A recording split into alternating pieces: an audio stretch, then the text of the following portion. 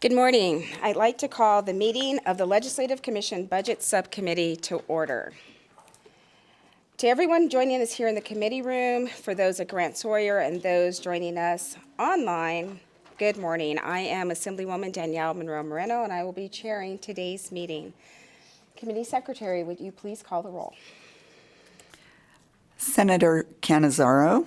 Here. Senator Goycochea. Here. Senator Harris.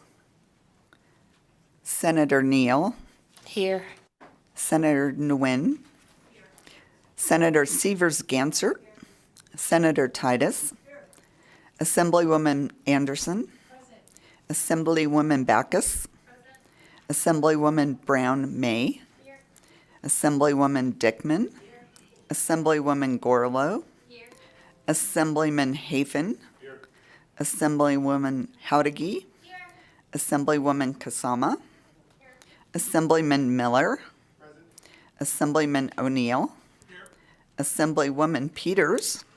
Assemblyman Watts. Assemblyman Yeager. Vice Chair Dondero Loop. Here. And Chair Monroe Moreno. And I am here. Will you please mark Senator Harris present when she arrives? Thank you. Before we move on with today's agenda, I'd like to remind the committee and those of you here in the audience to either turn your electronic devices off or mute them. For those of you who are providing public testimony today, please make sure that when you speak, you state your name for the record. Every time you speak, you have to do it. I know it's repetitive, but it really helps us with our record keeping. And then once you're finished, before you leave the room, if you could give the committee secretary your business card. The second item on our agenda for today will be public comment, and this will be our first session of public comment. We will have another public comment at the end of today's session. So if there's anyone here in the audience in Carson City that'd like to make public comment, I invite you to come on up to the table, fill in all the seats. If there's anyone in Las Vegas, you can come to the table there. Okay, next. We have one taker. Good morning.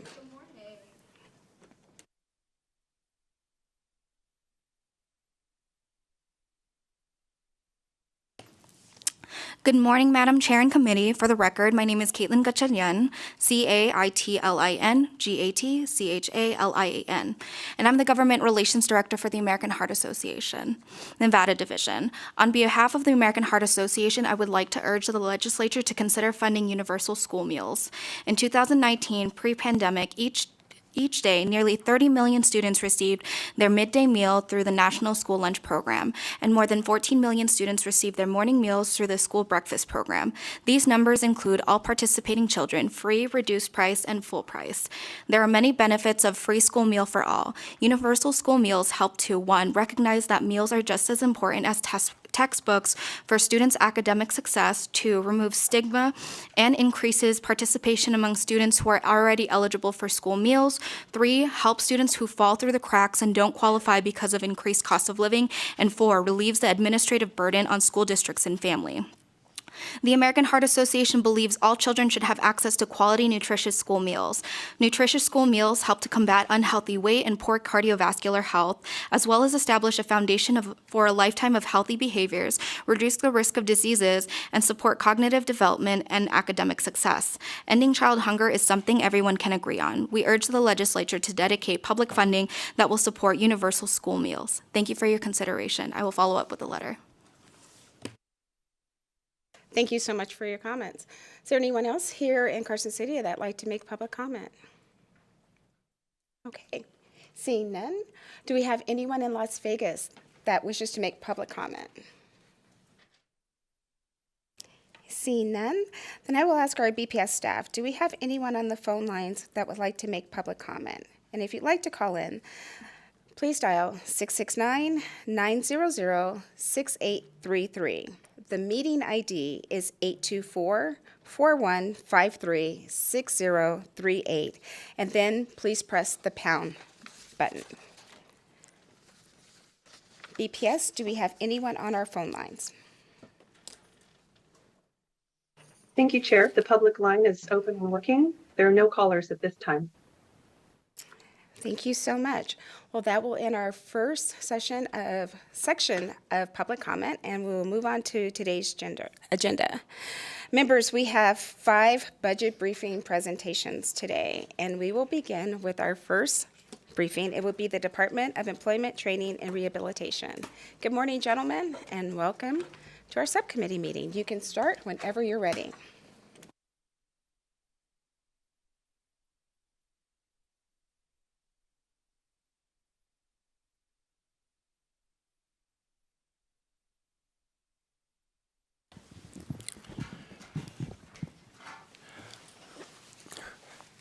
Good morning. For the record, my name is Christopher Sewell. I'm the Director of the Department of Employment, Training, and Rehabilitation, also known as DETR. Just some housekeeping information. There are numbers on the slide deck at the top right corner for reference during our Q&A, so that way we can always refer to the proper slide if you have questions. You're going to be hearing from Team DETR today. Not just me, but the people that do a lot of the real work. I might be the director, but those are the stars behind me. And they have a lot more stars behind them. And I want you to be introduced to the team. Now I know that they are not as cute as the 12 kindergartners that were at the State of the State address. But they know their information and they know it really, really well.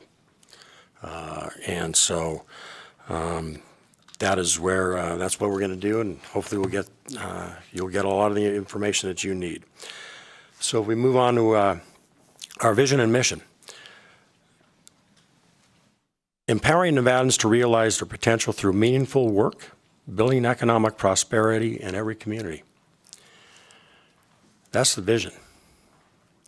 Whether that community is Alamo to Zephyr Cove, to our largest city in the south, Las Vegas, to Reno in the west, to West Windover in the east. Every community. And Team DETR is at every community. Our mission is to make sure we have a vibrant and equitable workforce and economy through our employment security, our workforce innovation, our rehabilitation, and our Nevada equal rights. How DETR is organized, and I know some of you have seen this slide many times, but I think it's a good slide to go over. We have our administrative services, and that's all of our nuts and bolts behind the scenes, financial management, our IT division, research analysis, human resources. We also have our divisions, our employment security division, everyone knows unemployment insurance, workforce development, commission on post-secondary education, and the Governor's Office of Workforce Innovation. Our rehabilitation division, our Bureau of Vocational Rehabilitation, Bureau of Services to Persons who are blind or visually impaired, Bureau of Disability Adjudication, and the Blind Business Enterprise Program of Nevada, and you probably know that. When you go visit a DMV or some other state building or county building, that's part of that Blind Enterprise program where you get your coffee and your snacks and your lunch. And I want to stop and comment on the rehabilitation division for a personal comment. Last year, my brother had 2 compound fractures in his legs from a bad skiing accident. Care flighted off the hill. And when I was at Renown Medical Center waiting in their ICU waiting room, I was thinking about this. This can happen to anyone in this room. A very freak accident, car accident, anyone in this room might need these services. I was trying to think about what he was going to have to go through. Getting back to work, because that's what he wanted to do, is get back to work. But it can happen to anyone. Our rehabilitation division helps those people. And that's just a personal situation that I went through. And of course, our Nevada Equal Rights Commission and our administrator, Kara Jenkins, is great. So, DETR's programs. I'm going to have our administrator of the Employment Security Division, Linda Parvin, go over what her program is all about.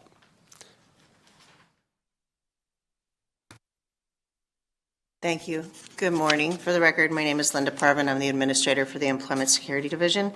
And as Mr. Sewell mentioned, all these efforts are part of a team effort. And to that end, I'd like to introduce my Deputy Administrator for Unemployment Insurance, Nancy St. Clair, up in Carson City, as well as my Deputy Administrator for Workforce, Carlene Johnson, in Carson City, and from the Commission on Post-Secondary Education, I have Kelly Wiest here in Las Vegas. The Employment Security Division budget includes 4 main areas. The first is workforce development, which connects Nevadans to training and jobs and connects them with businesses who need skilled workers. Second is unemployment insurance, which I'm sure most of you are familiar with already, that manages and administers the unemployment tax and benefits. The Commission on Post-Secondary Education licenses and oversees private post-secondary educational institutions, and the Governor's Office of Workforce Innovation promotes collaboration and cooperation among workforce partners to drive a skilled, diverse, and aligned workforce in Nevada. Some of the major accomplishments of the Employment Security Division over the past couple of years. First and foremost, paid out over $12 billion in unemployment insurance benefits to over 600,000 Nevadans, as well as implementing fraud prevention measures to mitigate fraudulent payments. In addition, the division applied for 2 discretionary grants from the Department of Labor to improve customer service experience, business processes, and staff training. This was the Unemployment Insurance Equity Grant to help ensure all eligible workers have fair access to unemployment insurance, as well as being one of the first states to receive assistance from the U.S. Department of Labor's Tiger teams to improve system operations. In addition, we have undertaken an unemployment insurance modernization project, which we'll discuss a little later in the slides. On the workforce side of the house, we have been working to rebrand the state's workforce efforts under Employee NV to help job seekers and employers find the services they need more easily. The division collaborated with the regional workforce development boards, Nevada Works and Workforce Connections to align as the Employee NV system. As many of you may know, EmployeeNV.gov houses the largest database of job seekers in the state. This change, we hope to align under Employee NV, will work to eliminate public confusion and streamline the workforce services that are available for all job seekers and businesses. In addition, on the workforce side of the house, we have worked to administer over $230 million in workforce funding from over 19 different workforce program revenue streams. The Goins grants and programs include the Sandy Grant that supports dislocated workers affected by the pandemic obtain the necessary skills and credentials needed for in-demand, high-growth industries in Nevada. The Anna Grant, which seeks to connect underrepresented individuals who are affected by the pandemic to career pathways in high-demand sectors in Nevada. The H-1B Rural Healthcare Grant provides education and training programs in healthcare occupations in rural areas. NEPRIS, which provides an educational platform that connects educators and learners with a network of industry professionals, as well as staffing the Governor's Workforce Development Board, which is the oversight body for workforce programs funded by the Workforce Innovation and Opportunity Act. With that, I'll turn this over to Drazen Alez, the Administrator for the Bureau of Vocational Rehabilitation. Thank you. Good morning, Madam Chair, members of the subcommittee. My name is Drazen Alez. I'm the administrator of the Rehabilitation Division. In short, the Rehabilitation Division assists individuals with disabilities to obtain economic independence. That's accomplished through either assistance with employment or assistance with obtaining Social Security benefits. Rehabilitation Division has 270 FTEs and is comprised of 4 units. 3 of those are focused on employment and one on processing Social Security benefit claims. So Bureau of Disability Adjudication is a state agency responsible for developing medical evidence and making the initial determination on whether or not a claimant is disabled or blind under the law. Bureau of Disability Education is 100% funded by federal funds, more specifically through Social Security Administration. In federal fiscal year 22, BDA has assisted 20,841 Nevadans with processing their Social Security claims, and for the biennium, we have assisted close to 41,000 claimants. Annually, Social Security pays Nevada disability beneficiary has paid Nevada disability beneficiaries $1.3 billion in the last year. The other three units, as I mentioned, are focused on employment, so specifically Bureau of Vocational Rehabilitation and Bureau of Services to Blind and Visually Impaired. Their primary focus is providing essential services necessary to assist individuals with disabilities to work in competitive integrated employment and achieve self-sufficiency. We provide complete wraparound services from the initial assessment of individuals' disabilities and interests through provision of any type of training and education needs, including college, assistive technology, and or accommodations to all the way to job search and finally job placement. And when vocational rehabilitation considers somebody placed in a job, they haven't just gotten a job. We ensure that they have at least been at a job for 90 days, that they've kind of passed the probation, that their employment is secure and safe, and they have all that they need to be successful. So essentially, we are one of the tools in state government's toolbox for assisting individuals with disabilities to get and keep competitive independent jobs. These two bureaus are funded by U.S. Department of Education, Rehabilitation Services Administration through a vocational rehabilitation formula grant, which is 78.7% federal dollars and 21.3% non-federal dollars, not federal match dollars, out of which portion is general fund. In state fiscal year 22, the agency has served 5,225 individuals, and we have assisted 540 of those to achieve competitive integrated employment, which was a 31% increase over the prior year. Because of the complexity, individualized nature of the services that we provide, our cases are open an average of 908 days. The final program in our unit in our division is Business Enterprise in Nevada program, which the director has mentioned earlier, and this is a fully self-funded program and assists individuals who are blind or visually impaired and who are interested in becoming entrepreneurs with establishing small business enterprises on government property. And it's overseen also by Department of Education, the Randolph-Shepard program. While faced with many significant challenges over the last couple of years, just like many other agencies that you've heard from over the last week or so, such as staffing shortages, funding challenges, loss of vendors, providing services to our clients in a safe manner, I believe that we have come out of this pandemic much stronger, much leaner. We significantly improved business processes, significantly improved customer service, stabilized funding, more resilient and more focused than ever and determined than ever to continue making a difference in servicing Nevadans with disabilities. Vocational rehabilitation has stabilized its funding and is no longer at risk of entering order of selection, which was one of the concerns that was brought up in the previous session. In the past biennium, vocational rehabilitation has implemented a number of new innovative workforce development programs targeted at expanding our services and also focused on serving more students with disabilities. Some of those programs are pilot project with the UNR called Path to Independence. This is a comprehensive transition program designed to support individuals with intellectual and developmental disabilities as they go to college. We have also rolled out a 9-week training program in Blind Connect to assist individuals who are blind and visually impaired. And we have also expanded our pre-employment transition services to serve students with disabilities in rural areas by installing career exploration labs in high schools and middle schools throughout the state, but with a focus on rural. In total, we have installed 23 of these PACE labs in the following counties: Fallon, Yerington, Zephyr Cove, Minden, Silver Springs, Smith, Winnemucca, Reno, Fernley, Dayton, Elko, and Jackpot. We have also continued to improve our existing programs, such as Summer Youth Internship Program, where in the last year we have paired 31 students with internships, and since the program inception in 2008, 267 students have been part of this internship training.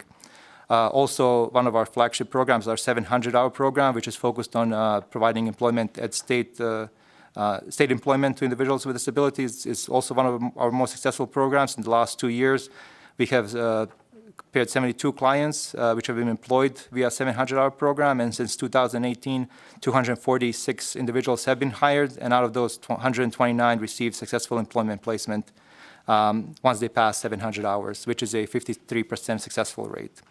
So over the last couple of years, our agencies have been recognized on a federal level for the work and creativity of the programs that we've implemented. Most notably, a couple of the awards went to Steve Moll in our BDA unit. He was recognized as National Social Security Administrator Adjudicator of the Year, and also Julie Kajat. She also received Louis Buckingham Award from National Association of Disability Examiners.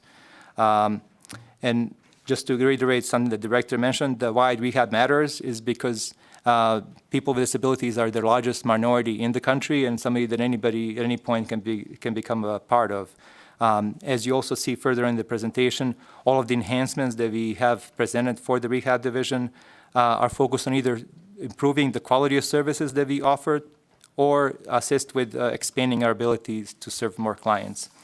And with that, I will turn it over to my amazing colleague, administrator of NERC, longtime administrator, who's done some amazing work in her tenure with NERC. So, Ms. Kara Jenkins. Thank you, Drazen. I appreciate that. I appreciate the shout out. Right back at you. So, good morning, Madam Chair and members of the committee. My name is Kara Jenkins, for the record. That's Kara, Jenkins, and I am the administrator for the Nevada Equal Rights Commission. Really proud of this commission. Some notable accomplishments before I get started into the slides is that we were able to fill a management analyst position that was never envisioned for the commission, so that we could track equality data throughout the state based on charges filed with the commission to help legislators like yourselves see kind of in data, unbiased data, what the numbers look like. And so we're really proud that we launched that. It's on our website. Please take a look at that. We also were able to successfully secure federal funding through ARPA to create our first ever centralized case management system to streamline cases. And we'll talk about more of that down the road, or it will be discussed later on in this presentation. So we're really, really proud of that. I'm also really thankful to my amazing team in Reno and in Las Vegas. So now with the slides. Before I get to that slide, I'm going to talk about what the commission does for the committee. The Equal Rights Commission was established in 1961 by Governor Grant Sawyer. The very first appointed commissioner is Dr. Bob Bailey, who is most notable for bringing Dr. King into Nevada to help desegregate the casinos and public spaces. It was that commission that forged NERC into what it is today. We are essentially mandated by statute to promote equal employment in the state and equal access in the space, or equal access in the state, as well as housing equality. Despite your protected status of race, color, national origin, sex, disability, age, gender identity, expression, or orientation, among many of the protected statuses under state and federal law.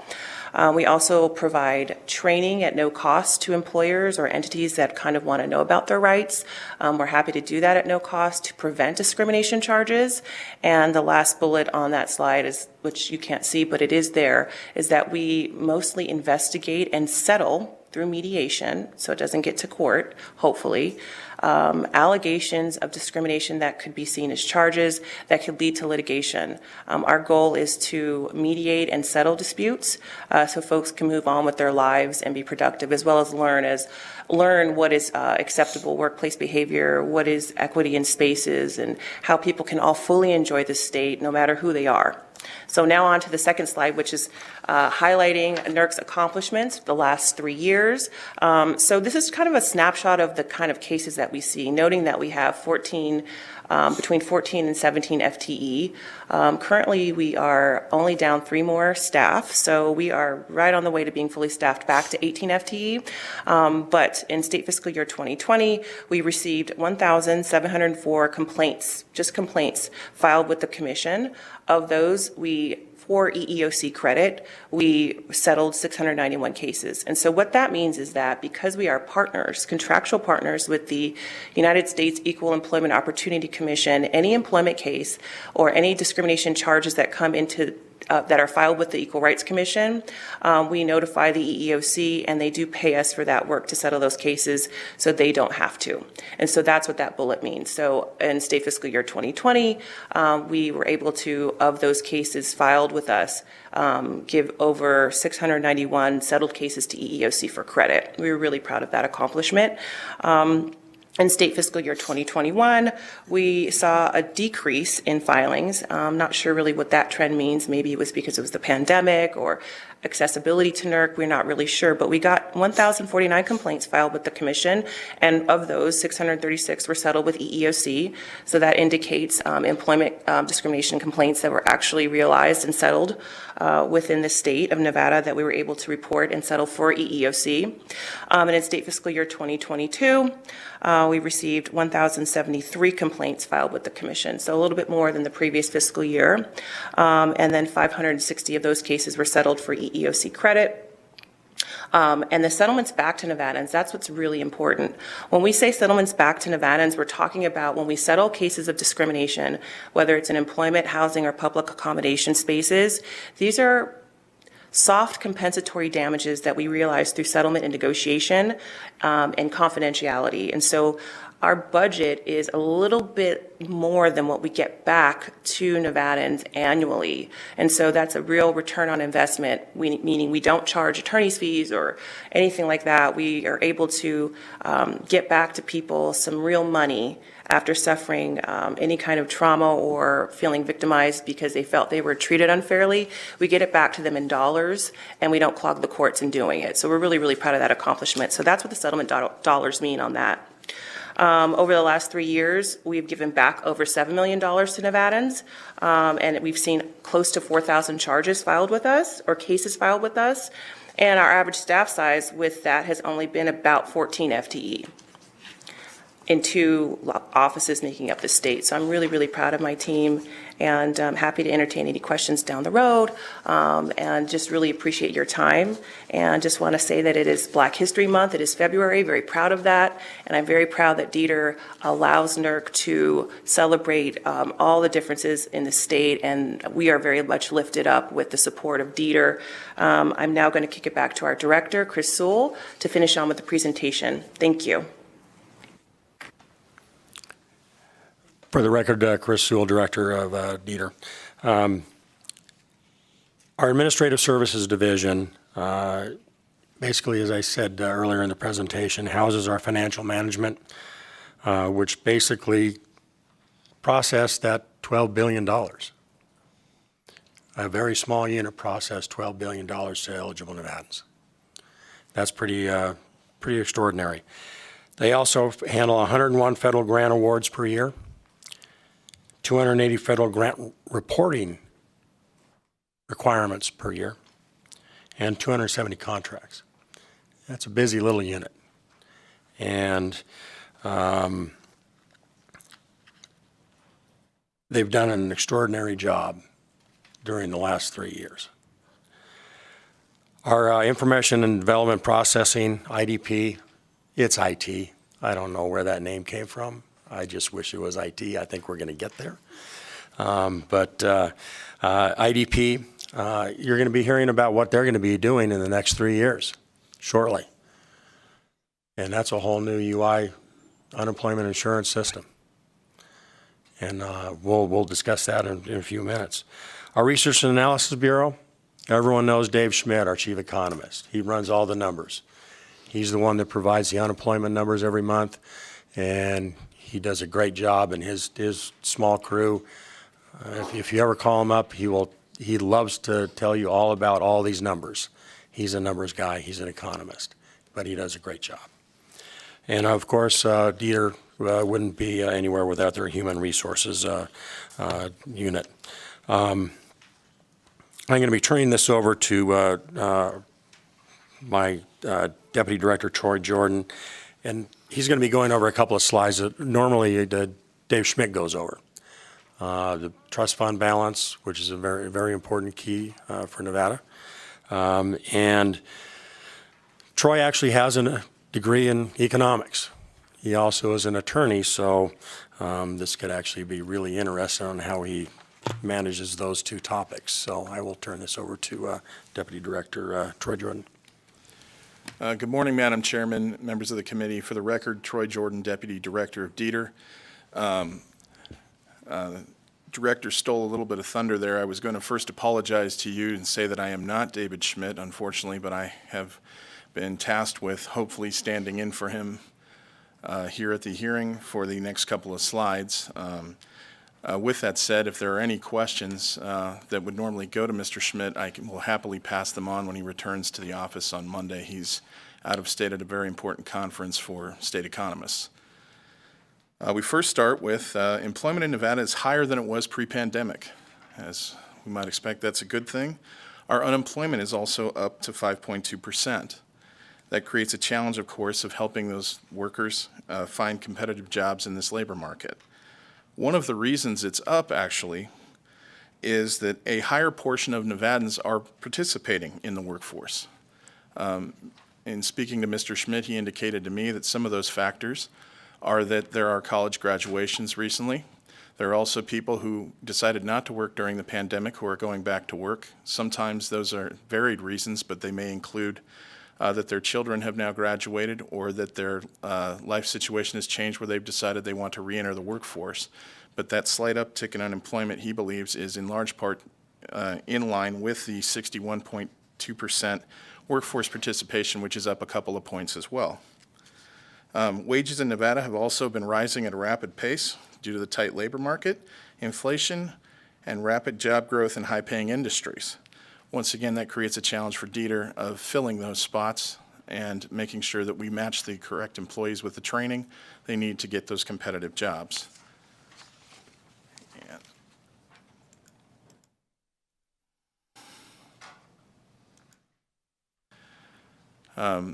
Now the trust fund, this is for unemployment insurance. I'm happy to announce, and I want to make it clear for the record, that the loan that we took out during the pandemic to support the trust fund has been completely repaid. It was repaid, as this body knows, with ARPA funds delegated by this body, and we very much thank you for that. It was an excellent move, and it jump-started the trust fund and made sure we didn't have to borrow any more than that. And it really helped the recovery kickstart.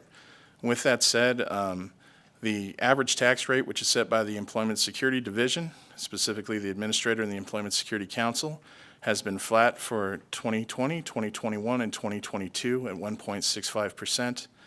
Unemployment benefit payments are relatively steady and low at this time, as I said, at 5.2%, allowing for the trust fund to be replenished. The trust fund balance as of July 31st of 2022 was $661.1 million, and it currently stands at $940.3 million as of the 27th of this month. The goal, of course, is to get back to the $2 billion we had pre-pandemic, and Mr. Schmidt believes we're well on schedule to do that over the next couple of years. And with that, I'll turn it back over to Director Sewell for some other information. For the record, Chris Sewell, Director DETR. We're going to go over a little more of our asks. We don't have a lot in this session, but we do have some. And to start off with, our overall funding, 294 in the first year of the next biennium, 294 million. Second year is 307 million. And of that, only 2% is general fund. The rest come in from federal funds or other sources. So we are hopefully going to keep that, and so that we are not a strain on the general fund, because that is very important for other agencies, other sister agencies in the state. Some of our asks, and we're going to be going into a little more detail, for our vocational rehabilitation division, 5 new FTEs, our Commission on Post-Secondary Education, 1 new FTE, and our financial management unit, 1 new FTE. As I said, 2% of our funding is general fund, 42% is federal fund, and then we have some other funding mechanisms that go into how Dieter gets their money. With that said, that's the overall funding mechanism. So now we're going to get into a little more of the detail of our asks, and I'm going to have my other Deputy Director, Josh Marhevka, go into that. Thank you, Director. Good morning, Madam Chair and fellow committee members. For the record, my name is Josh Marhevka. I'm the Deputy Director over Operations for Dieter. As Dieter prepares for the future, we are modernizing several divisions and aligning staff to meet current demands. Modernizing allows us to create efficiencies to provide better customer service and better client focus. Dieter is already in the process or about to start modernization in the already approved $72 million unemployment insurance tax and benefits system, the already approved Nevada Equal Rights Commission case management system, the already approved Commission on Post-Secondary Education case management system, and upon budgetary approval, the vocational rehabilitation website.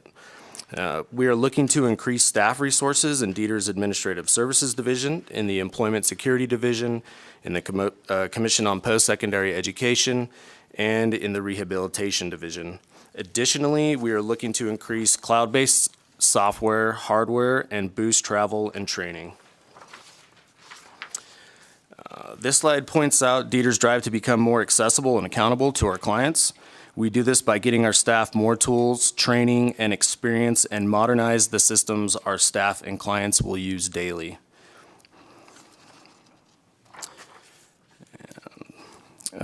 Slide 22, our financial management division supports 857 permanent staff, an average of 101 federal grants annually, an average of 280 federal reports annually, and as stated earlier by the director, an annual budget upwards of $300 million annually. We are asking for an additional management analyst 3 to support our grants unit. Lastly, we are asking to reclass a management analyst 2 to an economist 2 in our research and analysis division. And I now hand off to the Employment Security Division Administrator, Linda Parvin. Thank you. Thank you again. For the record, Linda Parvin, Administrator for the Employment Security Division.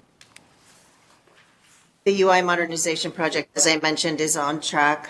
At the December Board of Examiners meeting, Dieter received the final approval for a $72 million modernization contract with Fast Enterprises. As part of the process to get here, we brought in a national expert on unemployment insurance modernization projects to facilitate the process of identifying system requirements and creation of the RFP. We issued the RFP and evaluated the resulting proposals. In addition, we hired a project management consultant to support completion of the project and spent a few months, at least, I think, negotiating the contract presented to the Board of Examiners to ensure the best bang for our buck for the state of Nevada. As you can see in the slide, we started rollout for the unemployment insurance tax phase of the project this month. Last week, we had 2 kickoff meetings, one in Carson City and one in Las Vegas, to share with staff how the process would work. The anticipated completion date for the tax phase is February 20th of 2024, which is a 13-month process. As soon as that rolls out, we will begin phase 2, which is the benefits portion of the program, which includes claimant appeals, fraud, and just regular claims.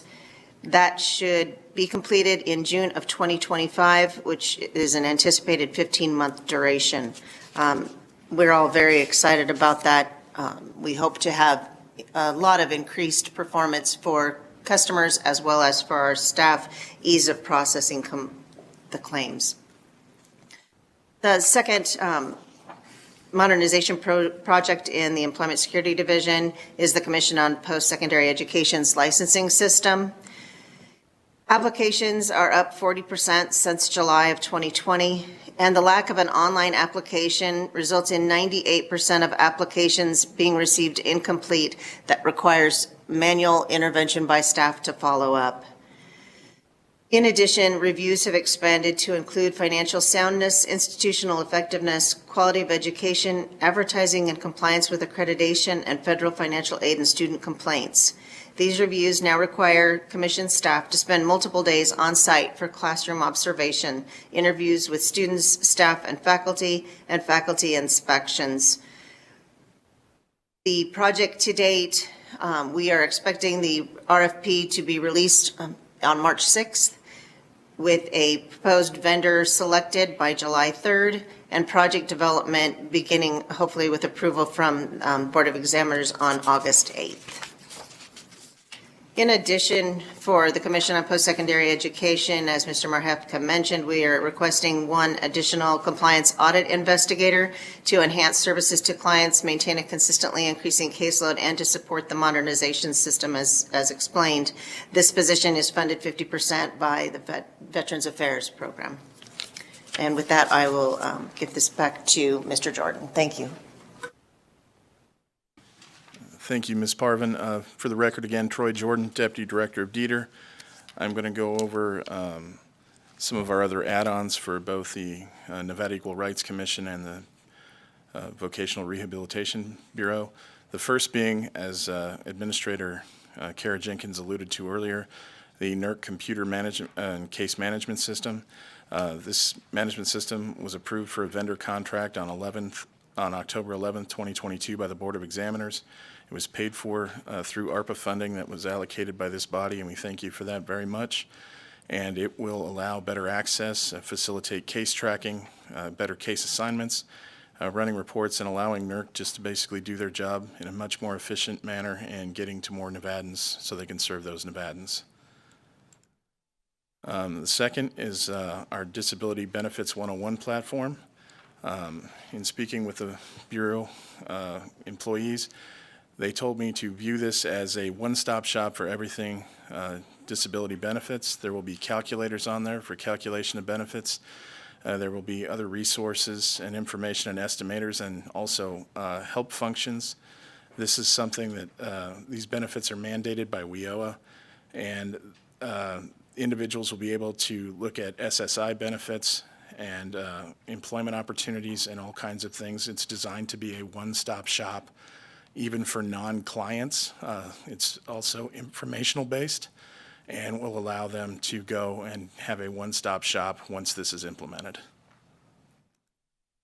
The third is 3 FTE program officers for what we call pre-ETS, that's pre-employment transition services. As I believe was stated before, there are 217 high schools and community rehabilitation partners that would benefit from this, and over 17,000 students with disabilities over the age of 14 in Nevada. These 3 FTEs are replacements for current contractors and will be used to facilitate services throughout the state and expand vocational rehabilitation's reach. Some of the recent reach we've done has gone all the way out in the rurals. Me being a Eureka native, I'm always big on getting out to the rurals. It's my understanding from Administrator Elias that we have recently gotten out to Jackpot, Wendover, and Eureka just recently. And as always, we always serve all areas, as the director said, but this will help our reach all over the state, rural, urban, north, south, east, and west. And finally, we have 2 workforce services representatives for the Division of Rehabilitation. The expected annual savings from hiring these 2 additional internal job developers compared to the annual cost of the current contract staff is roughly $205,875. The pandemic reduced the number of vendors providing job development services, and DETR must ensure these services are provided to clients, as well as maintain the quality of those services and the outcomes. The vocational rehabilitation anticipates an increase in need for these services as the number of clients with disabilities increases. Pre-pandemic numbers of new monthly applications for services are at around 250 a month, and currently the agency only has 2 internal job developers, and they are at their full capacity for those 2 employees.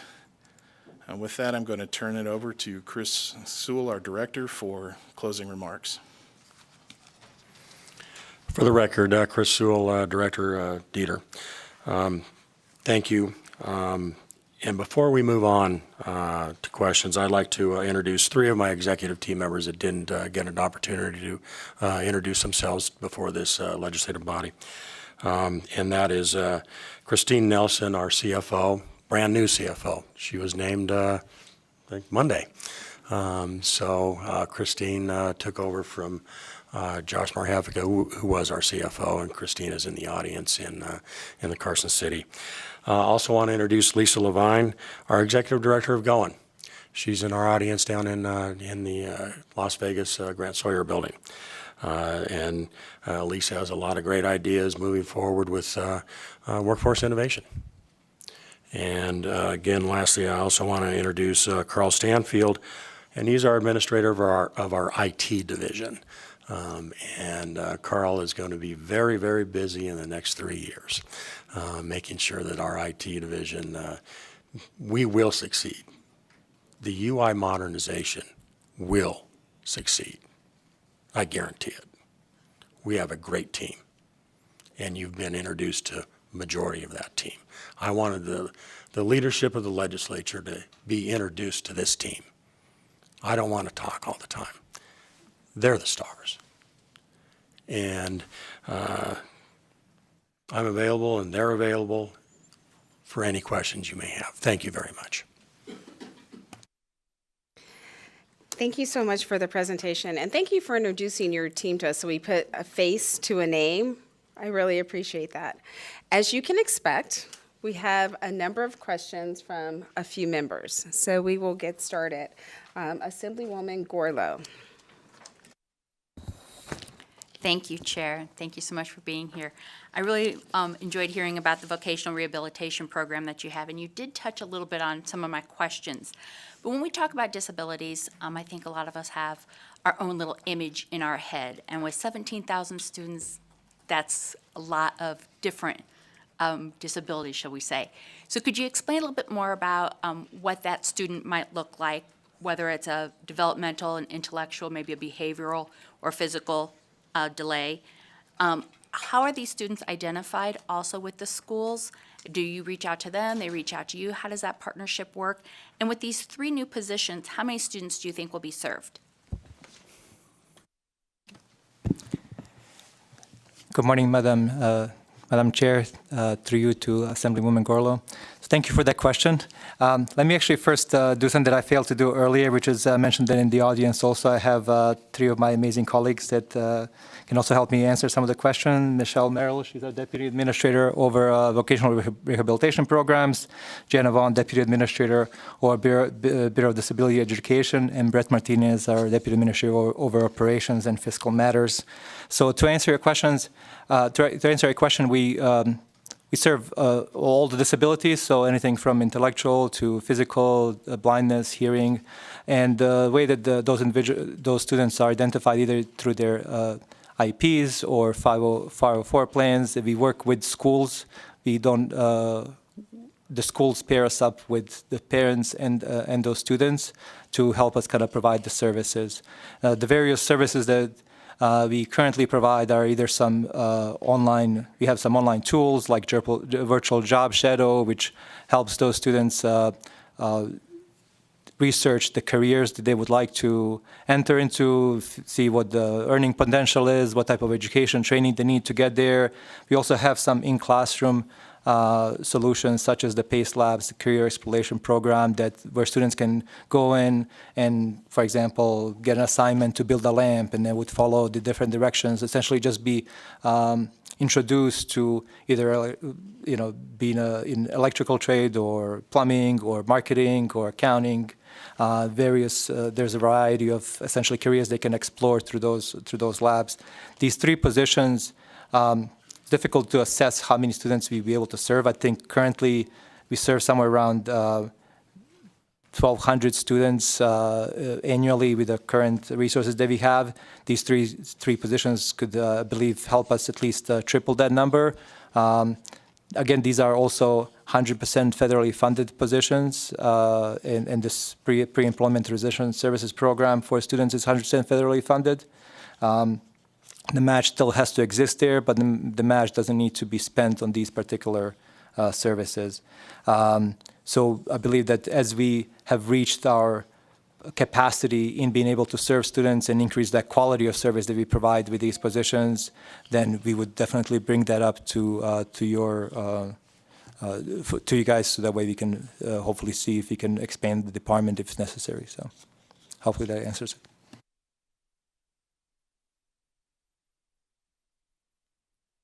Next up, we'll have Assemblywoman Brown-May. Thank you, Madam Chair. Thank you for your presentation and for the clarification with regard to the number of students. I just want a little bit of clarification. First, is it true that we are mandated as a state under the Workforce Innovation and Opportunity Act to serve these youth through a percentage of your budget? Is that correct? Good morning, Madam Chair. Through you to Assemblywoman Brown-May. That is correct. In 2014, when the VOA was passed, which reauthorized the Rehabilitation Services Act of 1973, there was stipulation said that 15% of the current grant has to be set aside, of those 15% of those federal dollars have to be set aside for services to students with disabilities. So we did not get additional funding to provide these services.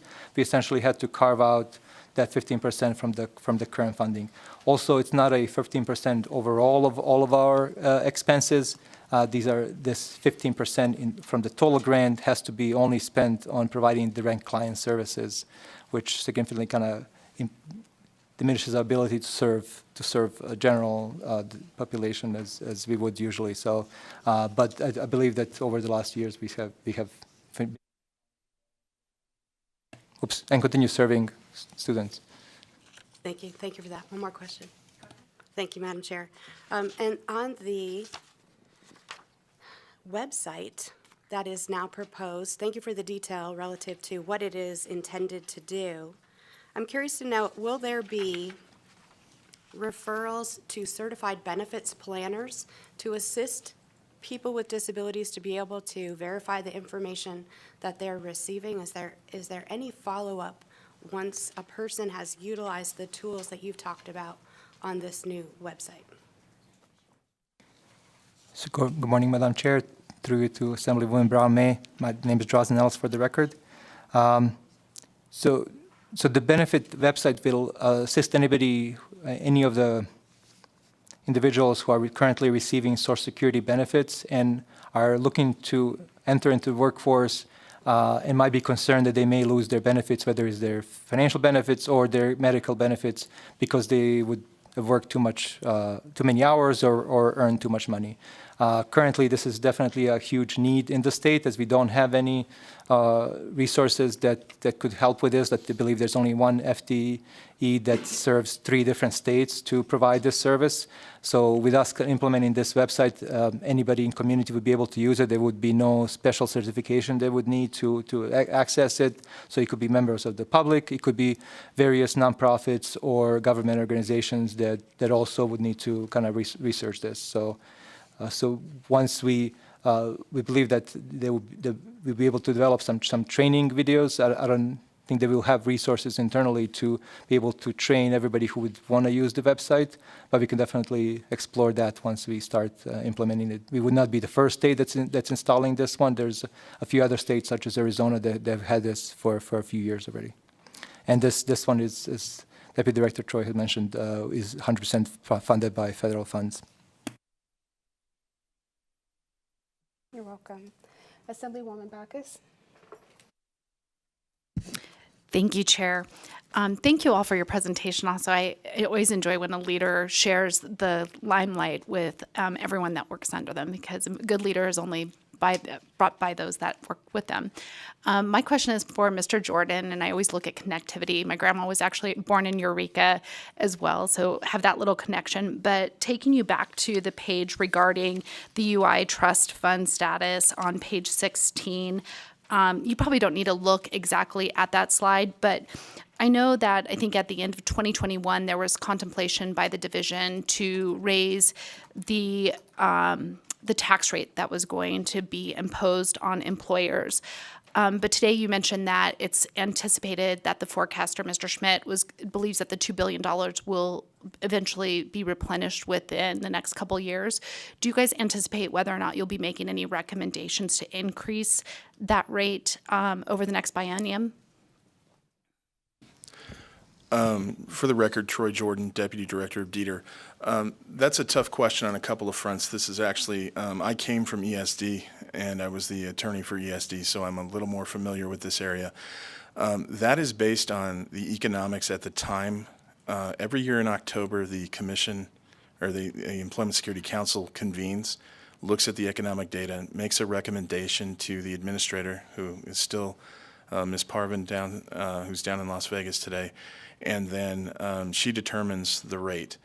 There was contemplation a couple years ago with the council recommending a rate. The business community asked us not to do it, and we did. We followed that recommendation, kept it the same. It turned out that we are on pace to meet the goal we had. It's a little slower than it would have been had it been raised. That's the way it is all the time. But in this way, businesses had more stability. They knew that that tax rate would not change, and that this year it wasn't. And basically, to give you, I don't want to get too far in the weeds on this, but essentially the rate that you were talking about a few years ago, the Research and Analysis Division had recommended a possible raise to 1.85. The Security Council came back with a 2.0. So that's where a lot of the controversy came in the, for lack of a better term, I shouldn't call it controversy, there was much discussion and some spirited. The administrator decided to leave it at 1.65. During this cycle, the economy has improved to the point where the Research and Analysis Division recommended no change. So we are well on our way, and we believe that. I cannot guarantee, nor would I try to predict what that looks like in October, but that it'll be the same system with Dave Schmidt behind it saying this is what I recommend. I appreciate that. Thank you so much. Thank you. Senator Canizero? Thank you, Madam Chair. So I have some questions that may be a request for additional information at a later date, but which I think I wanted to raise early enough, mostly because we are still, or at least I am, I won't speak for my colleagues, but I'm sure you could ask them, are still getting a lot of requests from constituents, which we have been trying to facilitate. I appreciate, I know everyone in your department has had a very tough job for the last few years, and we have sort of been feeling that as well as we try to help constituents navigate, applying for UI and for PUA and for relief for benefits after losing their jobs, and it's been tough and heartbreaking, and I know you all have experienced that as well. So I appreciate all of your hard work and dedication, and certainly understand that we are trying to do the best that we can. But we still do have constituents who are reaching out to us. And as best as we have been able to try to facilitate getting them connected, getting their questions answered, there are still quite a significant number of constituents who are reaching out and saying, we have not gotten updates on our claims. These are still outstanding. Some are still outstanding from as far back as 2020, where they just have not been able to get answers. They continue to provide information. They can't get, contact back. And so what sort of plans do you have? Are there things in this budget that can help you to respond to those and make sure that we're actually getting those processed? And what does that timeline look like? Thank you for the question. Through, Madam Chairman, through you to Senator Canizaro. I'm going to be very forthright with these numbers. Our backlog in adjudication is still there. We still have a backlog. It's definitely not as what it was 2 years ago. But currently our numbers are, for our UI claims backlog in adjudication is 14,564. That was effective. That number was from Monday. Our, what we call a DTAC date was basically the oldest claim being worked in adjudication is November 1st. We're still behind. I've been assured that we are going to clear that in 6 months. I am really, really hopeful that it's going to be sooner. I do not want to sit here and say our fellow citizens are not getting paid. That hurts. That hurts a lot. And so I am doing everything in my power to make sure that this gets taken care of. We also have some backlog in our appeals unit, and I'm getting to the bottom of that. Because there are certain appeals that are sort of broken out into a few little different areas, and I want to get the solid number so I can provide that to you. I'm going to be transparent, but that's where we are. And I will get that information to you, and I will keep that information coming to you.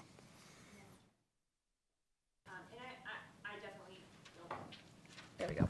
I definitely appreciate that, and I think we're all very committed to making sure that people find the relief that they need, because that is real. And so I appreciate that, and certainly we'll be following up with all of you to get updated information on that as we continue to try to get back to where we need to be, and just want to know, from a budget standpoint, what it will take to help you get to a point where we aren't facing that. My sort of second piece of that is, the other piece that we get a lot of, or at least that I get, I shouldn't say we, I get a lot of requests on are constituents who applied for unemployment or PUA or whatever the case might be. Maybe they were directed to the wrong program. Maybe they just received more than they should have. And these are folks who are like, look, I didn't know that this wasn't what I was supposed to receive, but then I got it, and I had to feed my family, pay the rent, all these things. So I don't have the $2,000, $4,000, $10,000 that I now apparently owe back. And they're still in a tough spot of trying to make up for having lost their employment during that period of time, but now are being asked to comply with collection measures. So can you talk a little bit about what are your collection measures?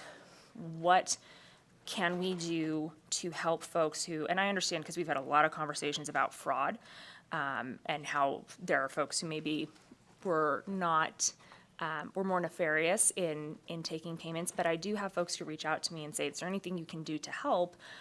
So what relief programs do we have to either forgive those overpayments for those folks? Because I think that's very real, right? And I get like it was overpaid, but a lot of these people do not know or realize that they were overpaid. So they get the money and they say, okay, great. Here are the things I have to pay for so I can keep, my family going. Now they have an outstanding bill that is just too significant to really be able to pay back. So what can we do? And what is available out there for us to give relief to those people who, not by fraud, but just happen to have gotten more than what they should have and now are faced with collection efforts, and what is your department doing in respect to those collection efforts? Thank you for the question. Through you, Chairman, to Senator Cannizzaro. I'm actually going to phone a friend who is also an attorney and has also been intimately involved in these processes, and that's my Deputy Director, Troy Jordan. I think he can actually get into all the specifics that you're asking for, and we can also follow up if there's any further information you need. For the record, Troy Jordan, Deputy Director of DETR. To the Senator's question through you, Madam Chair. The first and foremost thing is that the Department of Labor, who controls the program, has allowed for waivers in certain instances. Any constituent of ours can always apply for that waiver. It's based on three principles, the first being the ability to pay back, the second being have they detrimentally relied on having the money, such as they bought a house or something, or they're making payments on a motor vehicle or something like that where they're no longer able to pay it back. And the third is what is a legal term of art, which I have been intimately involved in trying to define in the state of Nevada before I was accepted this position, is it against equity and good conscience for them to have to pay it back? Those are being processed currently. We have tried to get as much outreach under the previous administration as we could about that, but that starts with number one of anybody that gets it. As far as collection methods, it all goes through what we call our Benefit Payment and Control Unit. that unit will send out a collection notice. They also have payment plans.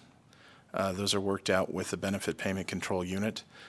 And the other thing that, and I know this isn't one that people like to hear, but if they believe that the overpayment in general was not valid in the first place, they have appeal rights every time we send them a notice with an overpayment, meaning they can take it as far up as they would originally have the administrative process, and then they could file a petition for judicial review saying this overpayment was just wrong, it's calculated wrong, it's incorrect. The other thing that I would like to put your mind at ease is anytime there's a system glitch, those are already waived. The other thing is with regard to those that had applied in the wrong program, we have applied for the Department of Labor's blanket waiver on that.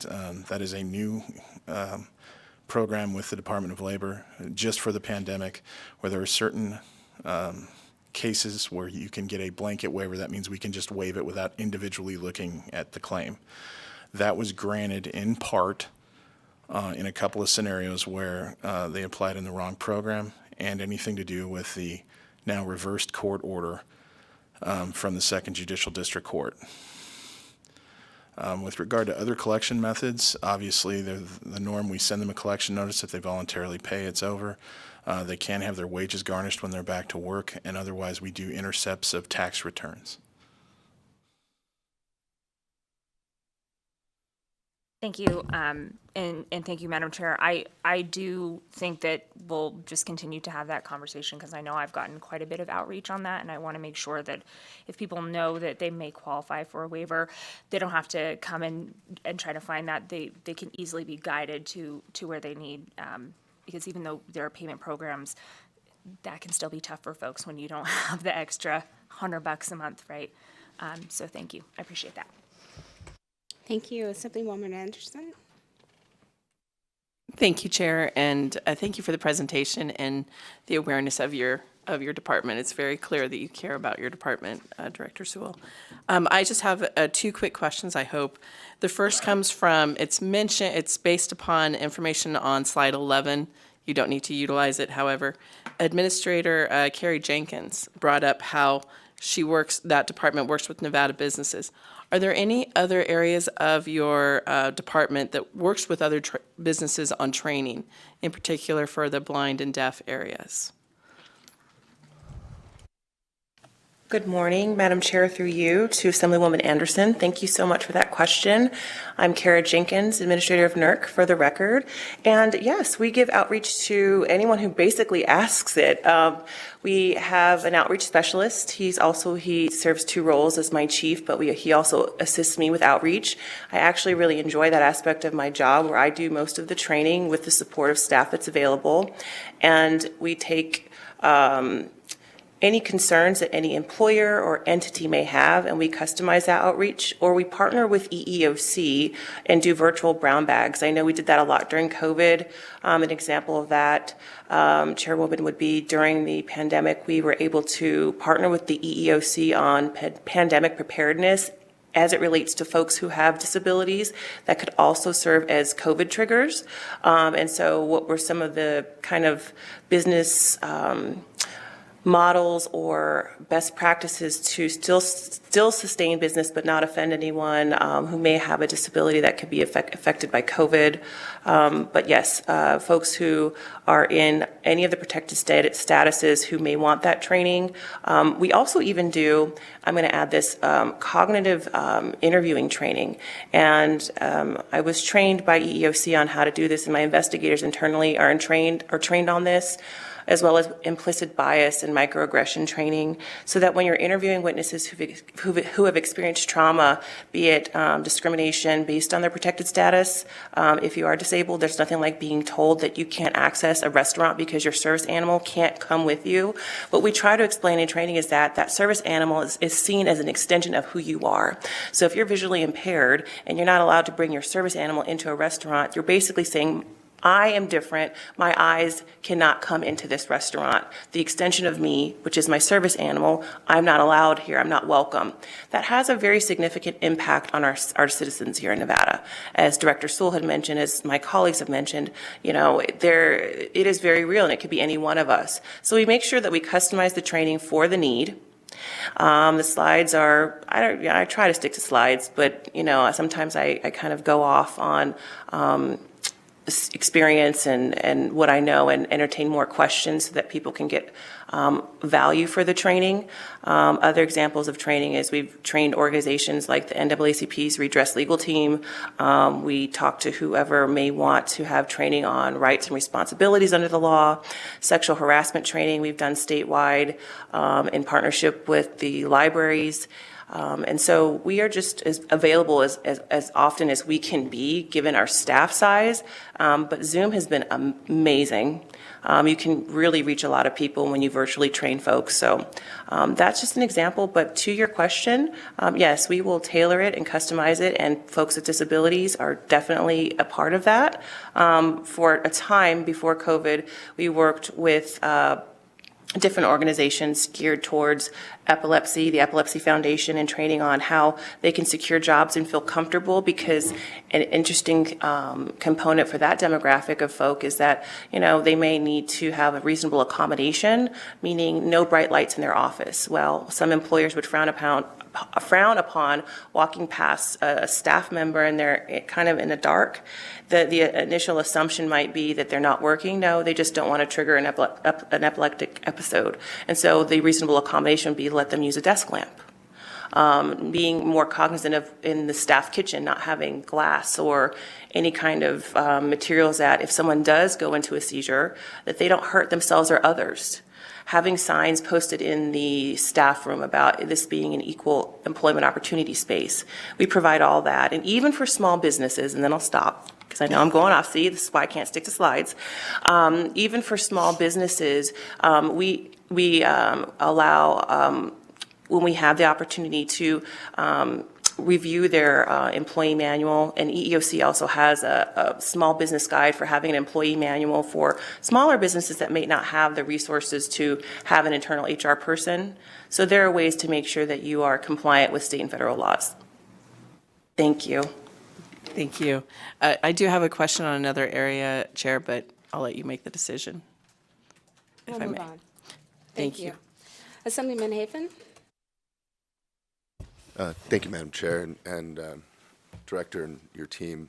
I have to thank you. During the shutdown, I was getting phone calls almost every day, and you guys were great to work with. I got to give credit to our legislative staff. They really helped put the applications into you guys. The amount of work that you guys did probably goes unseen for the most part.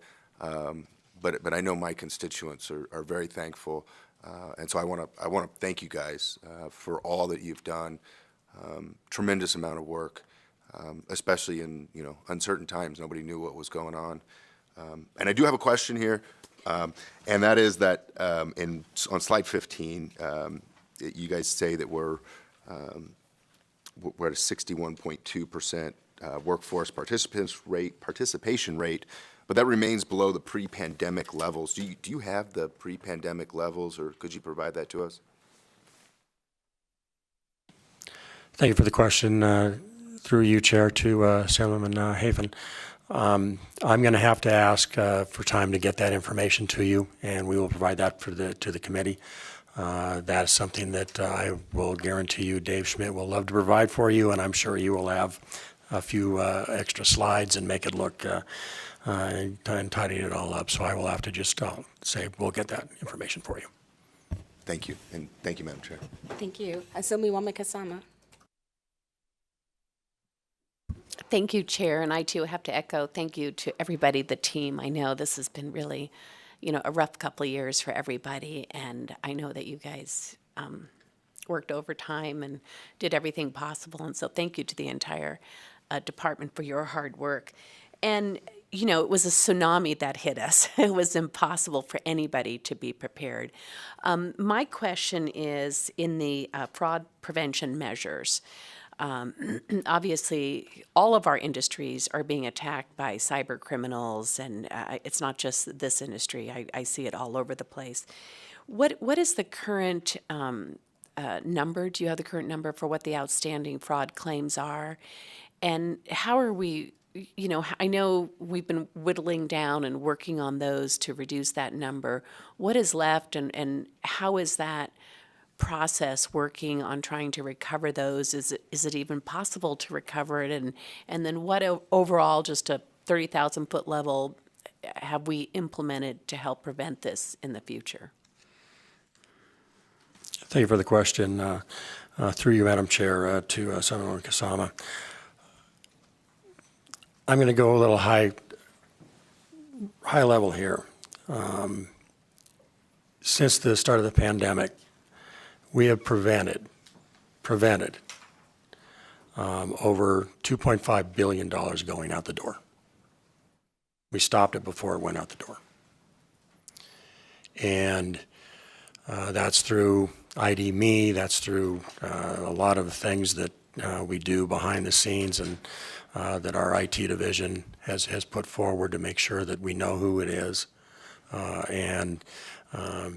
System is a little older, and so we've had to modify a few things, but a lot of that's on ID.me and making sure that we have the right person on the other end of the phone or other end of the application. Now the bad number. Total amount of fraud that did go out the door, $644 million.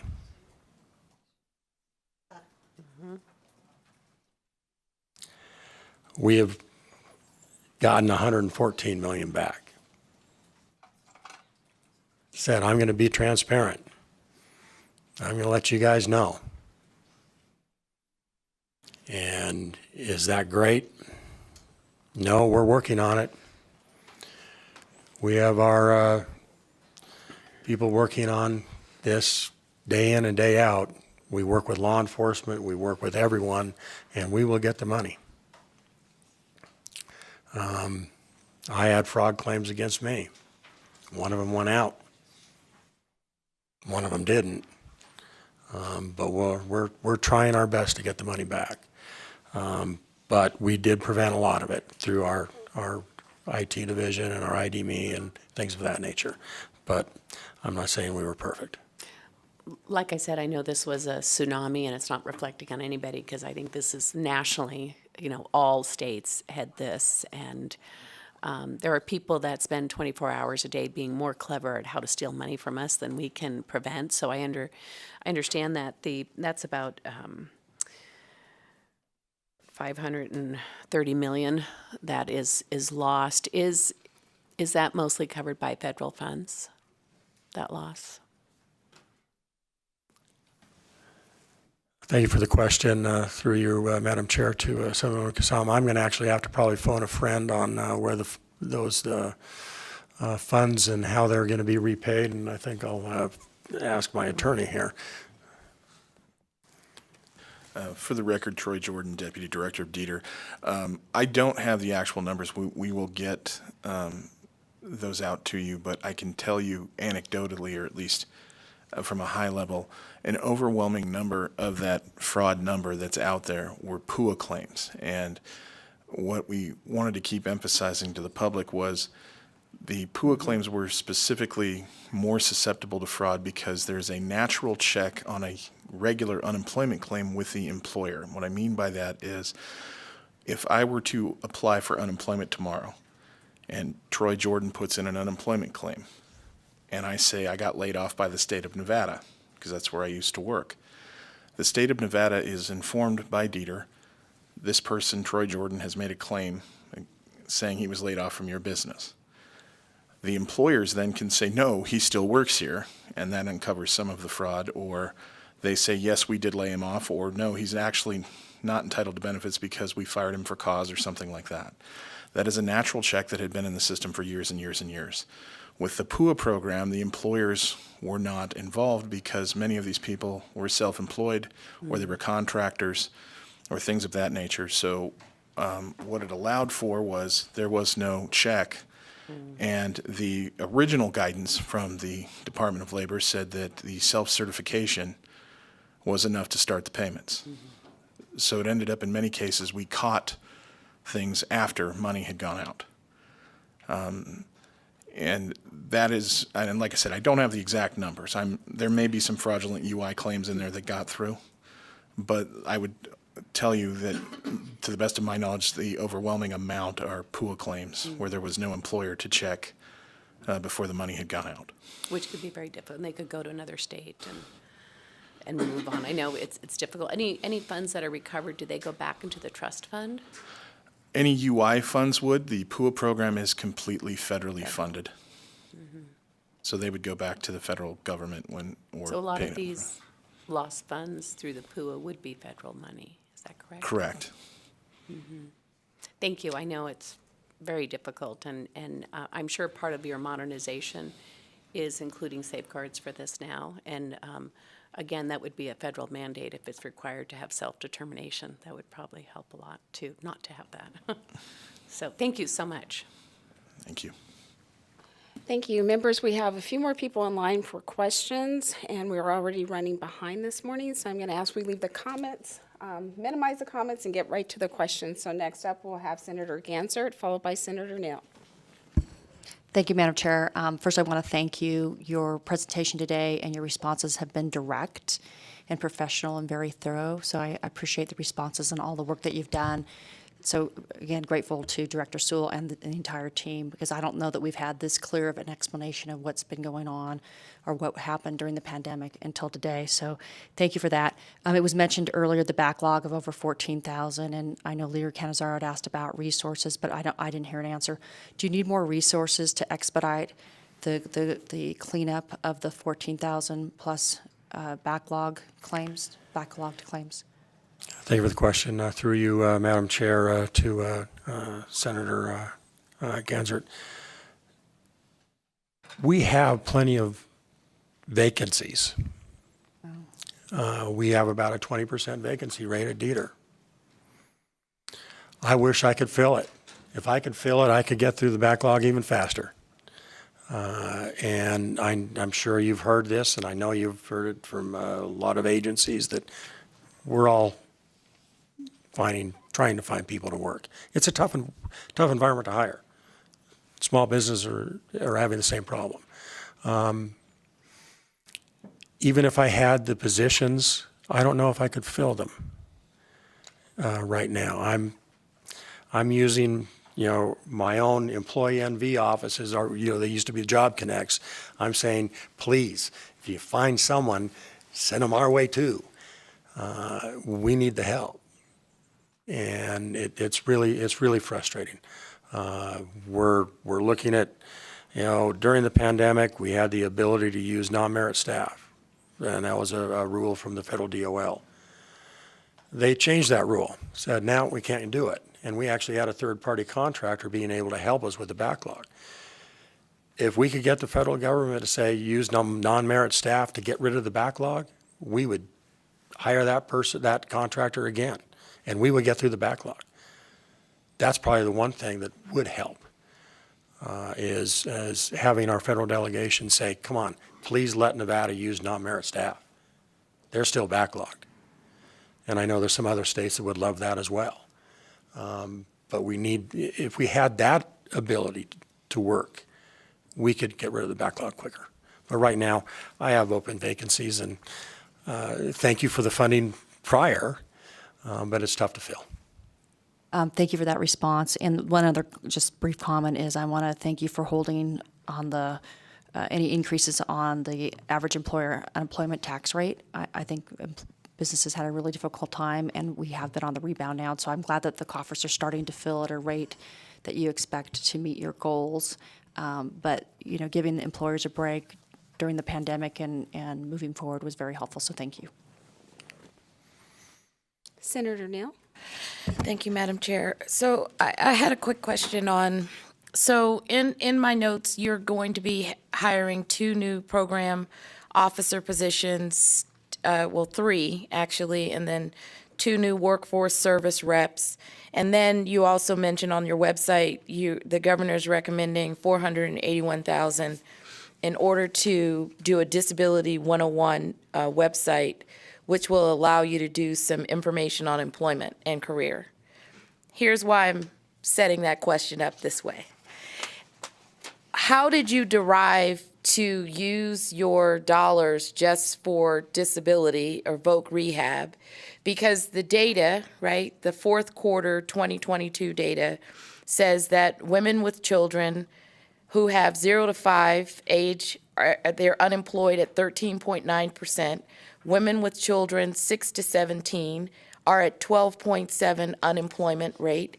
Some college or associate fall into the group of unemployment rate of 12.4%, and people with disability are at 9.3%.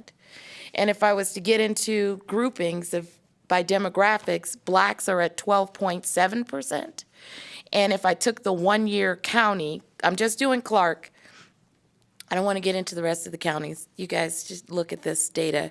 But it says 18.7%, I believe, for blacks in year one average. And according to, this is the report that Schmidt does, it's the 2022 fourth quarter data. And I pulled it 3 times because I was just like, maybe I'm confused. Maybe I'm pulling the wrong current release. And it has 23 on the front cover, so I know I have the right one. I'm saying this to you because we need to dial in differently. Voc rehab is super important as well, but so are the other categories in which we see high rates that are well above the 5.2% that's on slide 15.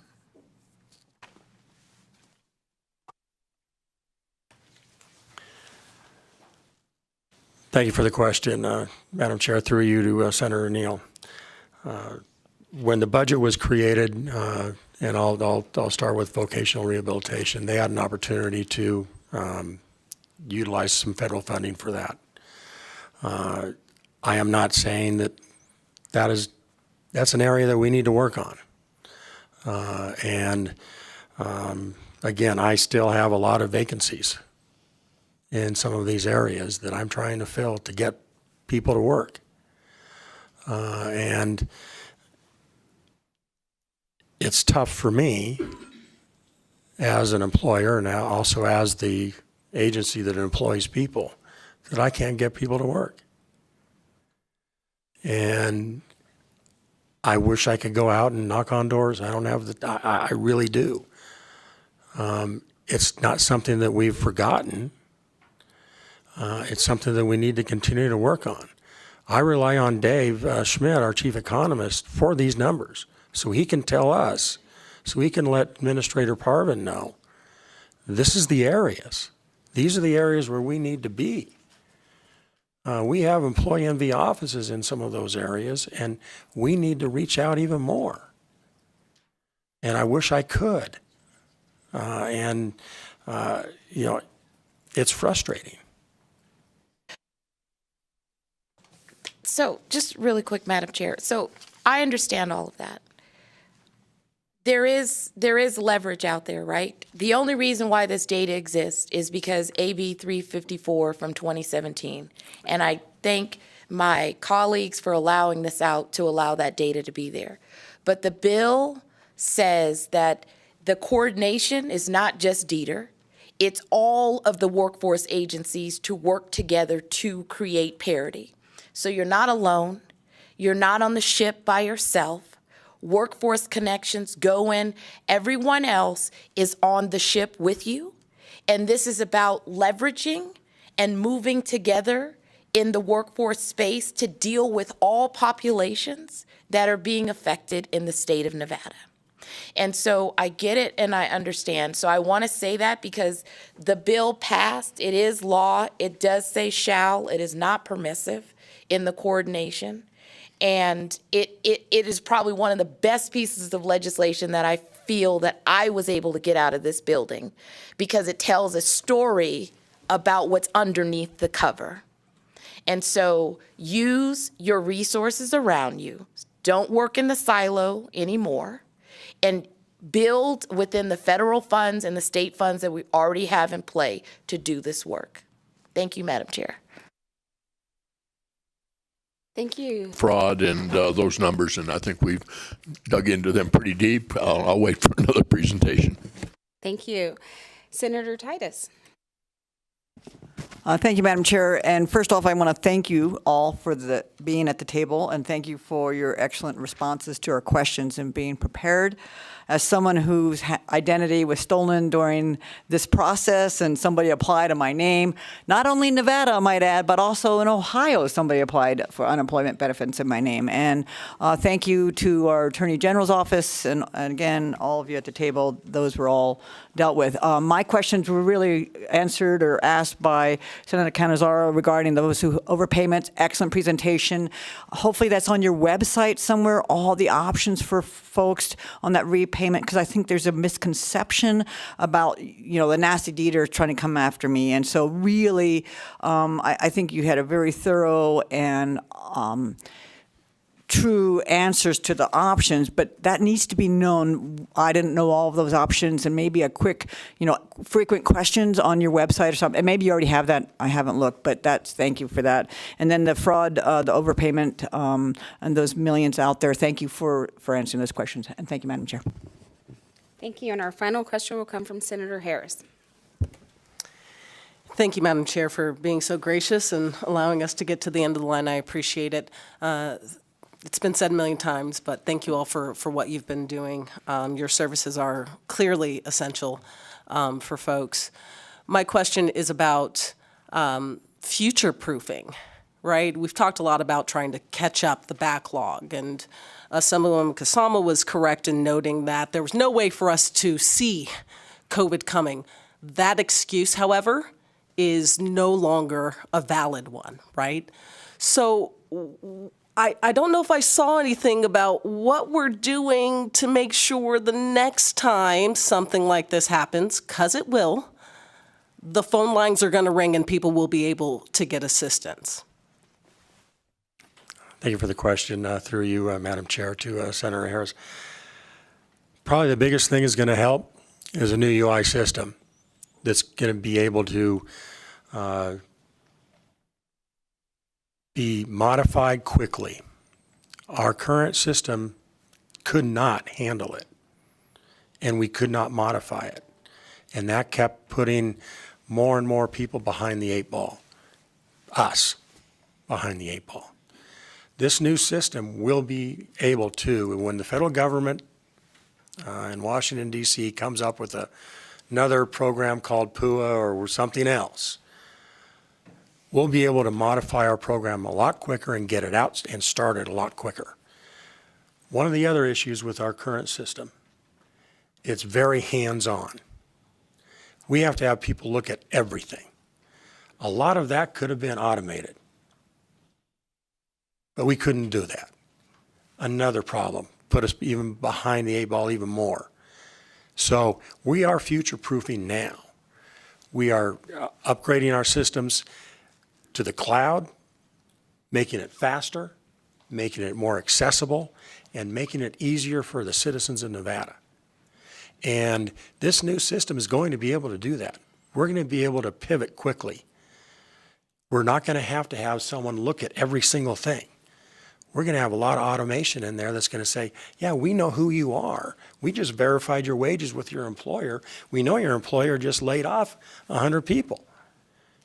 Let's get this done. I have a mandatory requirement to get a claim out within 21 days. I'm ashamed right now, but we are future-proofing. We are looking at this and we are going forward, and we are going to, if this ever happens again, I can guarantee you we're not going to be where we were. We're going to be a lot further ahead, because I have a team that's future-proofing. I have a team that's looking ahead. I had we have a previous director, Dieter, and when we were in the middle of this,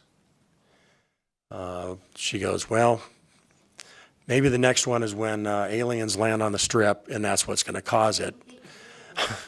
But we are looking ahead, and we're future-proofing with all of the things that the minds behind me are working on that right now. Thank you so much. We stand ready to assist in any way that we can to ensure the next time there's some unexpected spike, it does not all crumble to the ground. Thank you.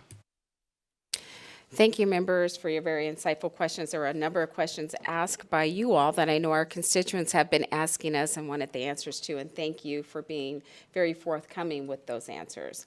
We appreciate you joining us today. I'm sorry for those of you in the audience, we are running a little bit behind, but with that, members, we will close the briefing for Dieter.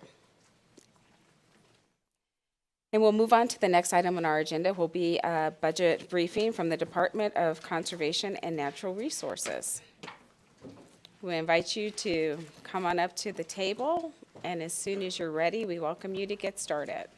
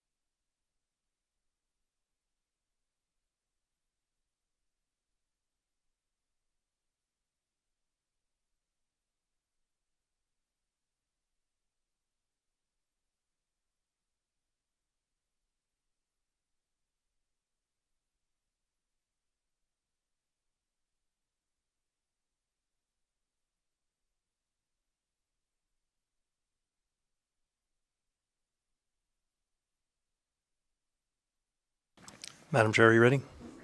Thank you. Sorry for the delay. It wasn't preloaded, so our apologies. My name is James Settlemeyer. I'm the Director of the Department of Conservation and Natural Resources. With me today, I have brought forth the Deputy Director, Dominic Ketchigowan, and Kelly Williams, who is our Chief Financial Officer, will be assisting also in the audience, and also phone a friend out there will be listening on the rest of the reports. But we also have Barb Merrill from State Parks and Kristen Sasbo from the Heritage Department. So in that respect, we'll go ahead and begin with the presentation and budget overview, the PowerPoint, which is humorous in some respects because I remember in a previous position, I always said I didn't care for PowerPoints, and now here I am presenting a PowerPoint. So with that being said, our mission is, of course, to protect, manage, and enhance Nevada's natural, cultural, and recreational resources. NDCNR consists of 8 total divisions, 4 standalone programs, 15 boards and commissions, 37 grants and loan programs for an overall total of over 900 employees between full-time, part-time, and seasonals. Within that, the next slide goes into the individual divisions, such as environmental protection, which deals from everything from mining to drinking water.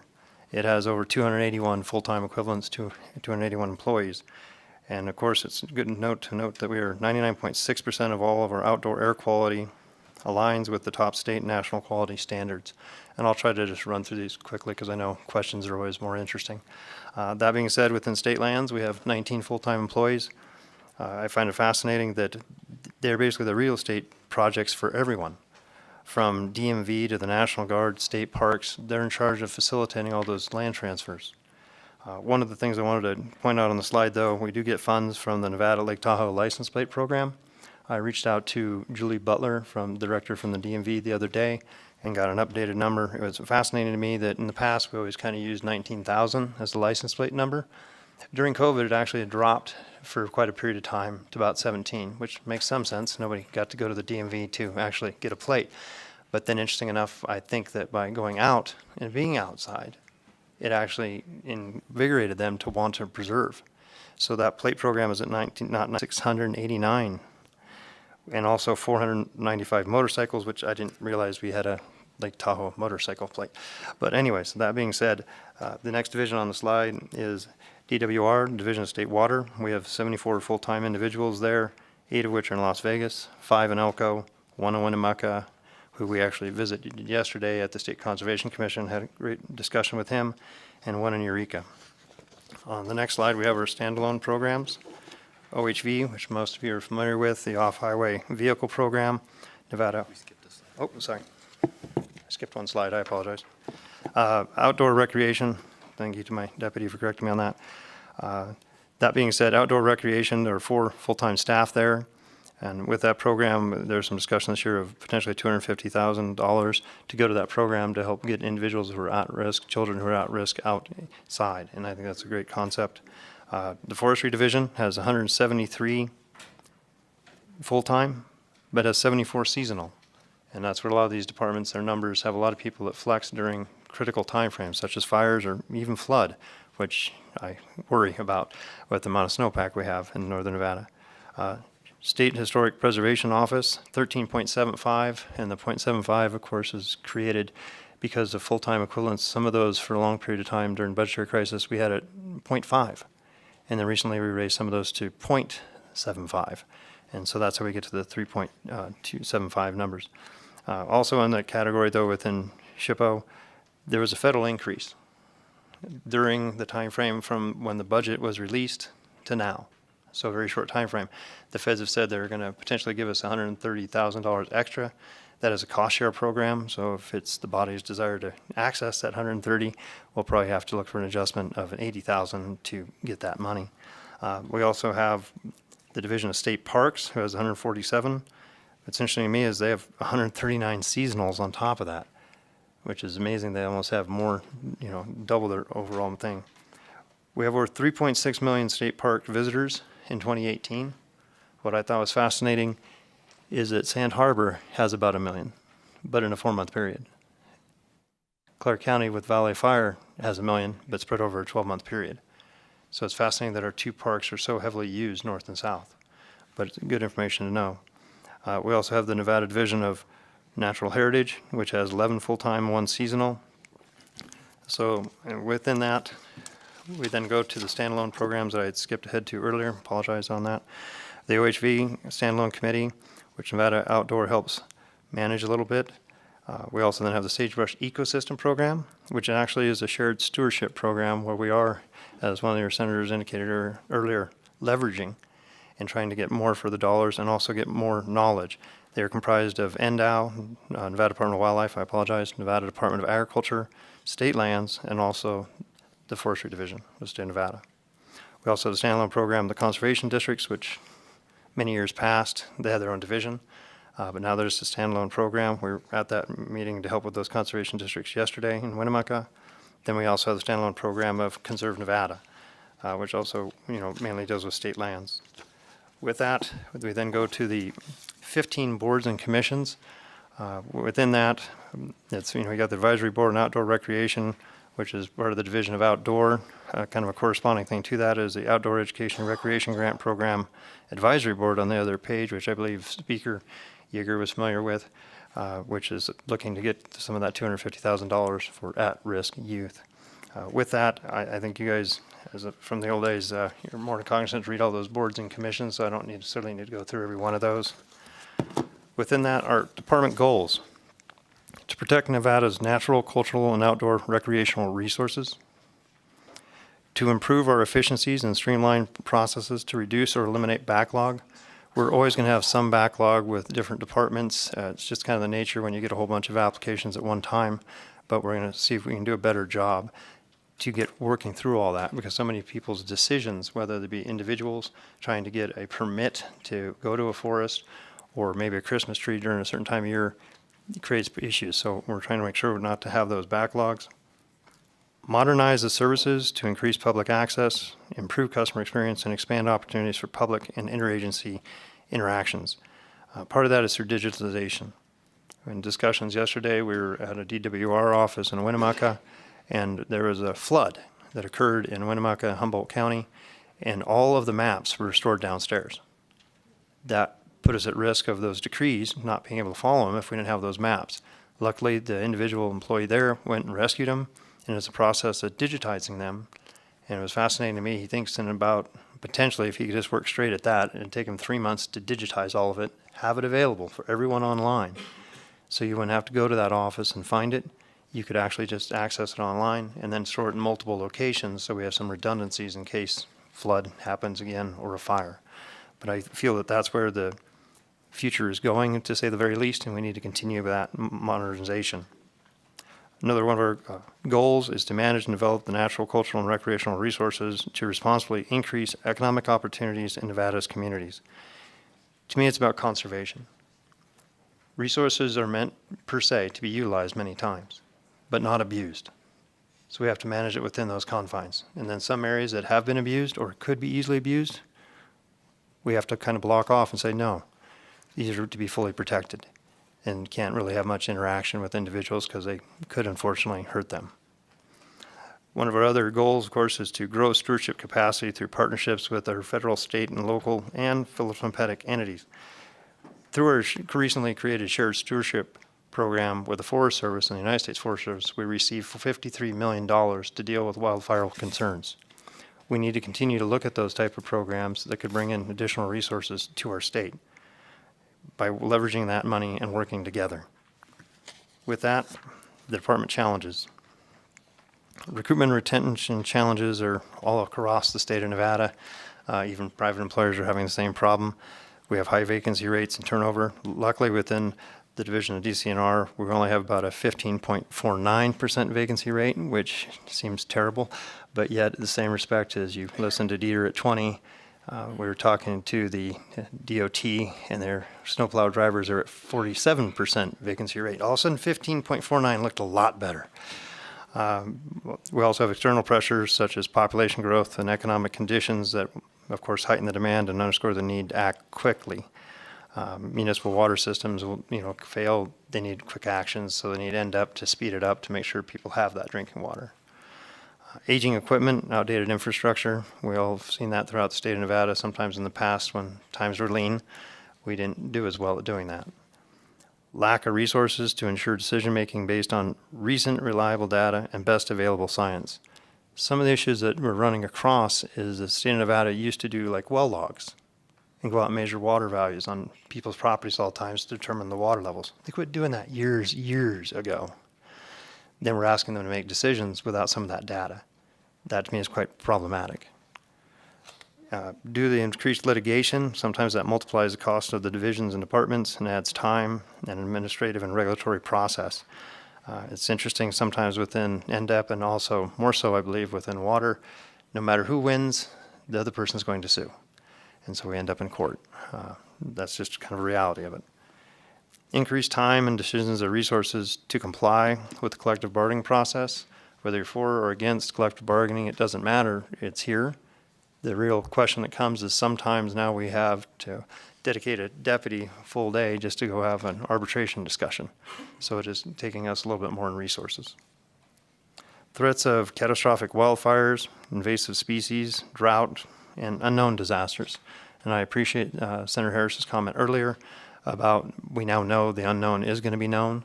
So we need to think about that. But in that respect, we need to be able to be there to respond to those constituencies, whether it be a pandemic, a terrorist act, and sometimes we unfortunately don't know what's coming.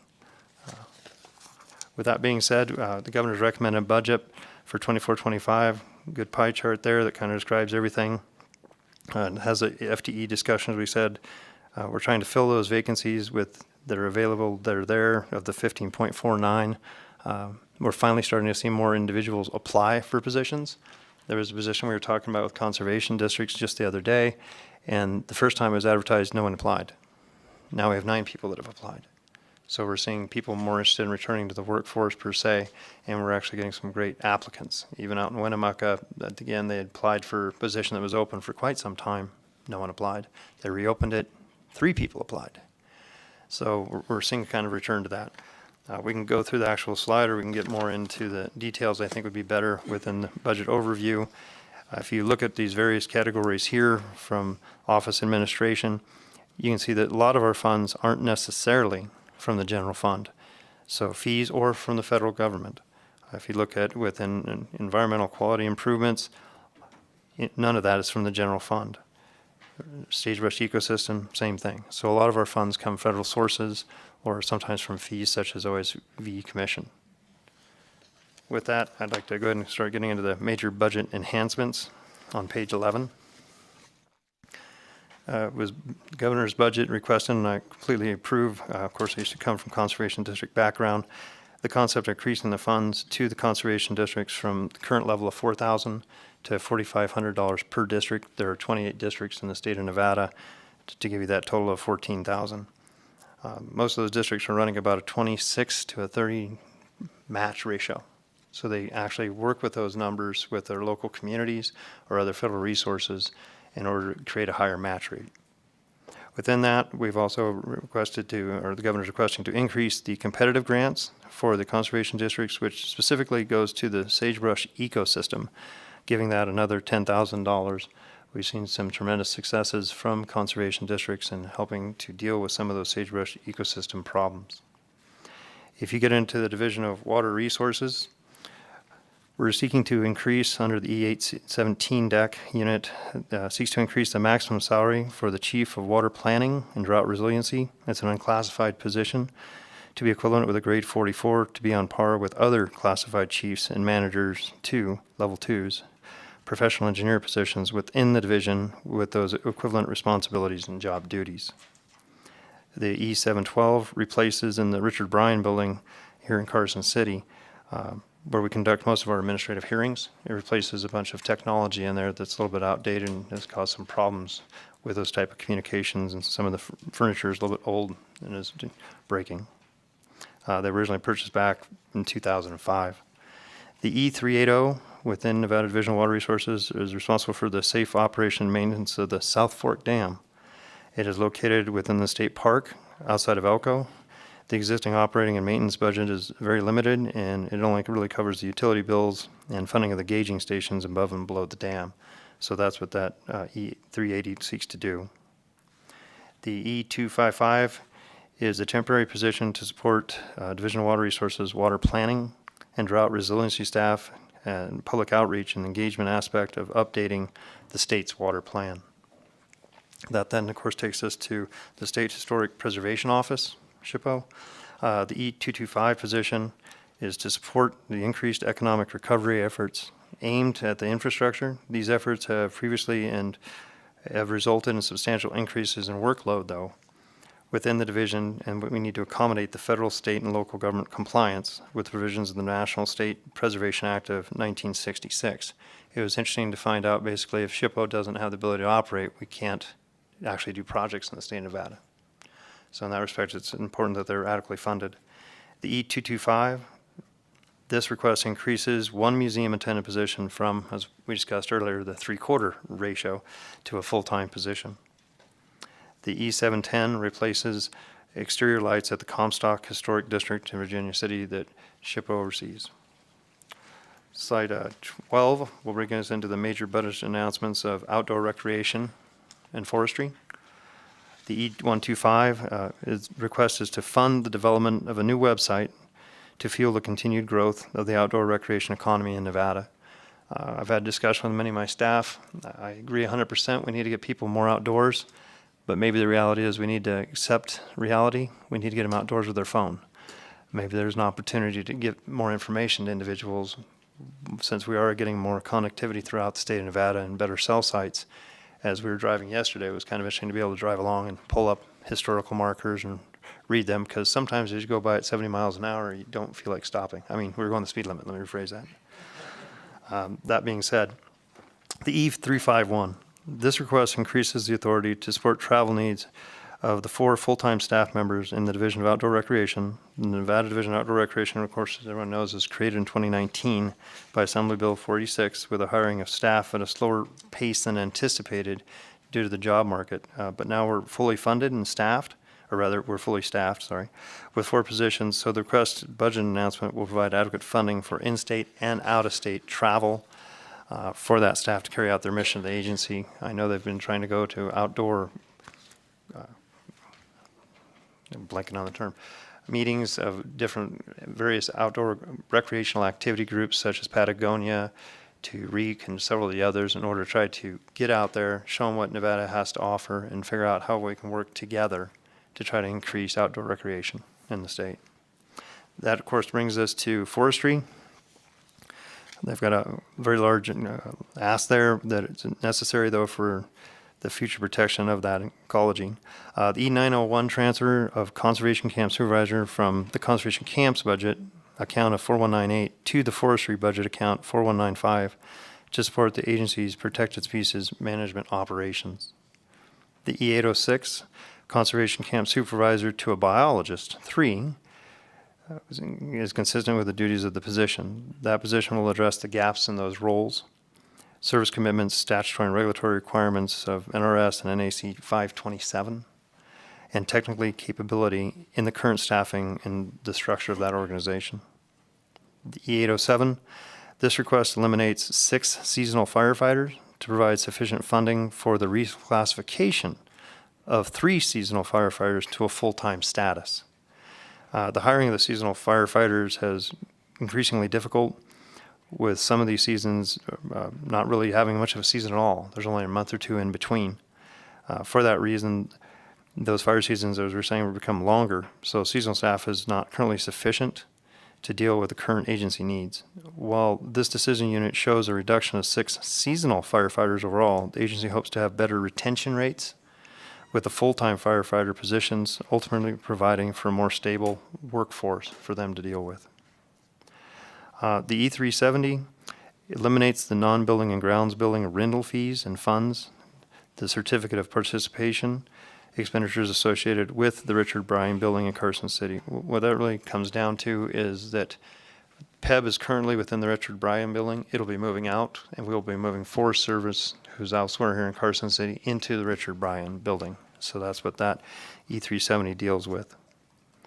The E225 transfers inmate labor costs from multiple categories to one category for more flexibility to pay for inmate labor. And the E902/E903/E904, NDF's Wildland Fire Protection Program staff is currently housed in budget account 4194 and funded entirely by participating county contributions. The funding for these positions and their associated operating costs need to be predictable and stable. Because the funding for firefighters and their associated operating costs are tied directly to county contributions, NDF and their associated operating costs the NDF is forced to pay that staff only to the level of participation on a very fluid basis, and it's caused many problems. So this is looking to try to equalize that. When the WFPP experiences a participating leaving the program, a county leaves it, it must immediately vacate that position. And that's very problematic to all of a sudden have a firefighter who's no longer a firefighter, then the next day we want to have them back. For some reason, we're having retention problems there. And I think that kind of is indicated by the level of complexity. And that's what they're seeking to correct there. E710 replaces the shade cloth at the Las Vegas nursery.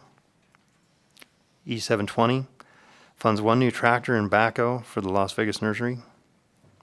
The M425 funds the agency's high-priority deferred maintenance costs and projects for the northern and southern nurseries. These projects focus on life and safety issues and critical asset preservation. And these nurseries, of course, help provide the seed stock for replanting after fires.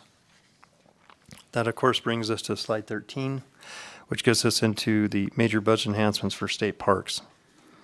The E673 is a 2-bait increase, as mentioned by the governor, for commissioned park rangers, 2 and 3 positions, as well as commissioned park supervisor series positions and the law enforcement and training specialist positions. We then have the E274, which creates 1 retail storekeeper 2 position and 4 retail 1 positions to staff the park retail gift shops year-round at parks such as Valley Fire, Spring Mountain Ranch, and Cathedral Gorge, which we have seen an incredible increase in participation in those parks, and so it's necessary. The E235 Project 1 Manager, which will be a park planner position. This position will be vital to assist the agency in addressing the substantial maintenance backlog that currently exists. The planning position will help to plan, will help to oversee design, and will assist in construction contract management and make long-needed repairs to the facilities throughout the state park system.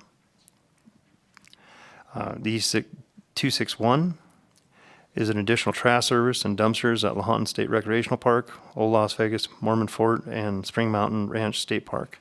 We're a victim of our own success. We've been very successful in getting more people outdoors, which has unfortunately created a little bit more trash.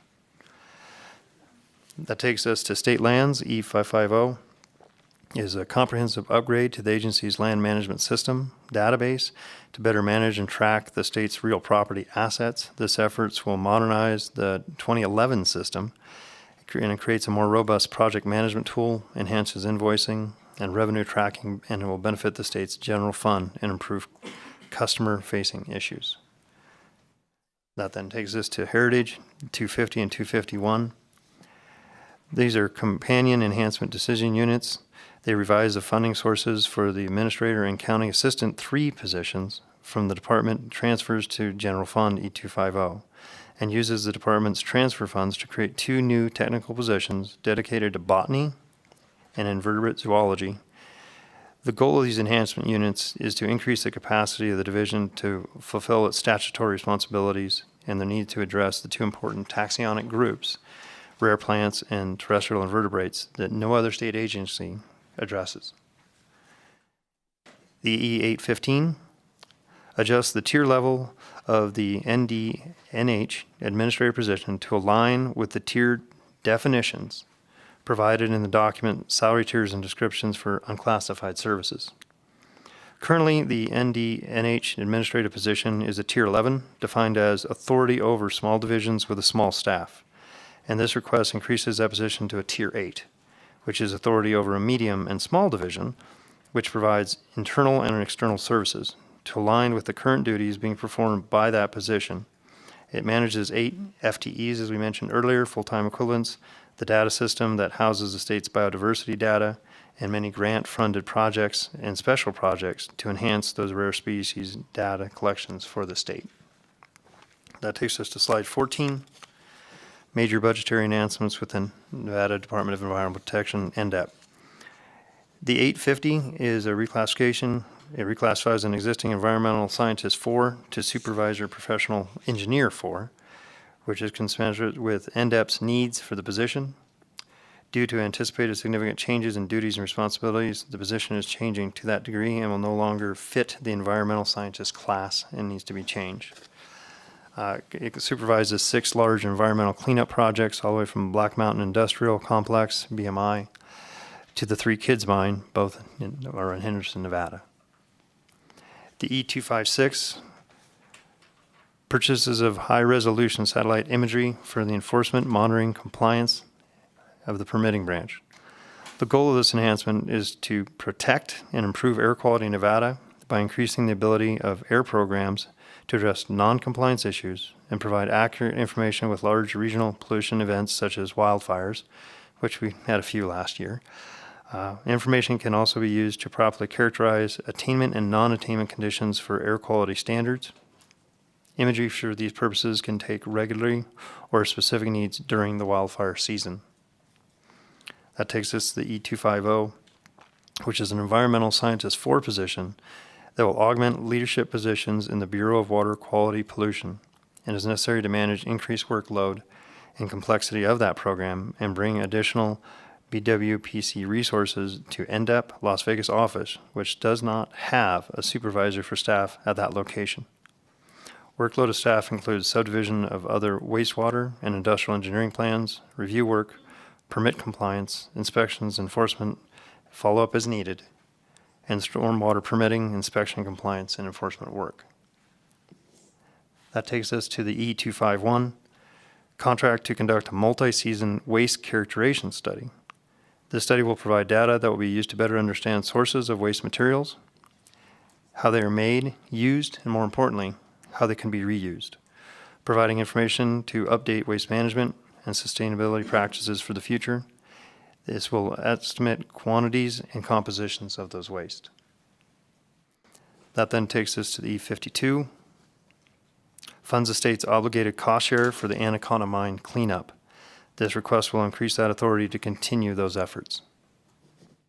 The E251 is a new environmental scientist 3 position that will serve the growing number of permittees in the Bureau of Mining Regulation and Reclamation Program, BMRR. Currently, BMRR projects have 289 issued reclamation permits in 2023, up from 274 in 2022. This represents $3.4 billion in associated financial assurances managed by the program, and growth in the mining industry continues. So we will see that continue to grow as well. Reclamation permitting is becoming far more complex with additional types of mines and minerals now being pursued in Nevada. It's not just about silver and gold, as we know. We have a little bit of lithium and far many other products. The E251 increases the availability to provide subgrants for technical assistance for drinking water systems.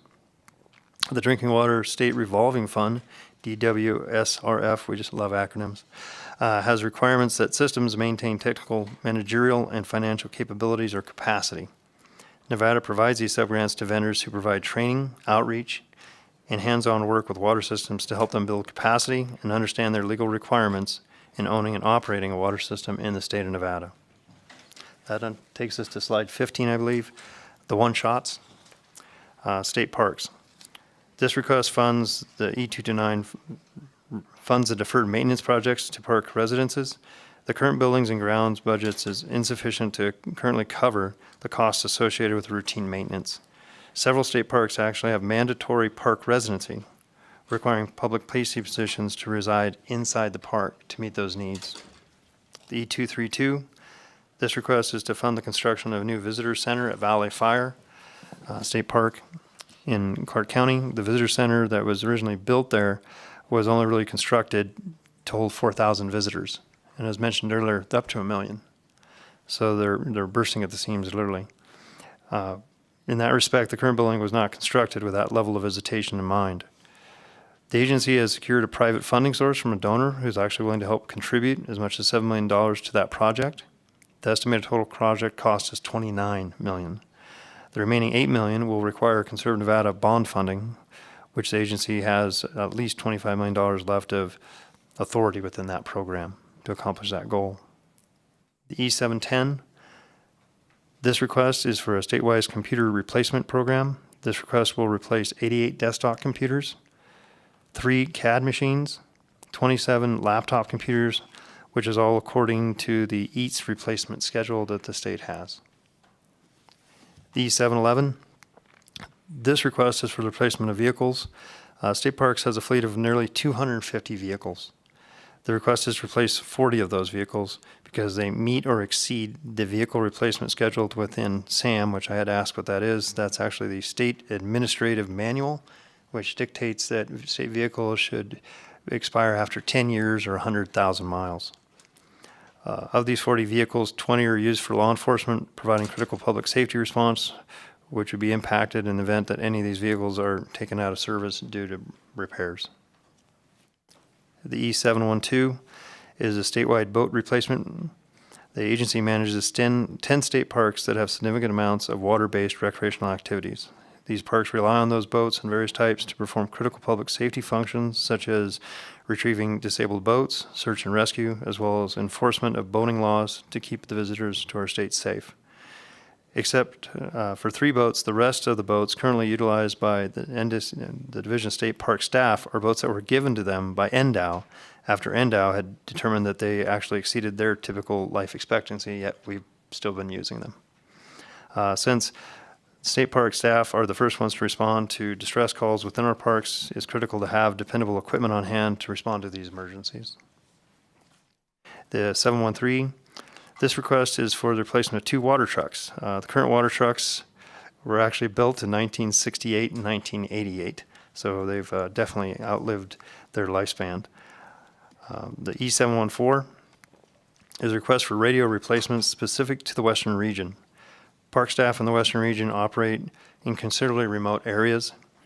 Often the staff are working in areas that have little to no cell service. Handheld and vehicle radios are critical for their communication in emergency situations and for their day-to-day operations. The E715 is a boom lift. It is a critical tool for maintenance of hazardous trees and roof repairs throughout the state park system. The current boom lift is mounted on a truck and has definitely reached its lifespan and is no longer capable of being repaired even. As most of us know, a lot of vehicles nowadays, you can't even find replacement parts.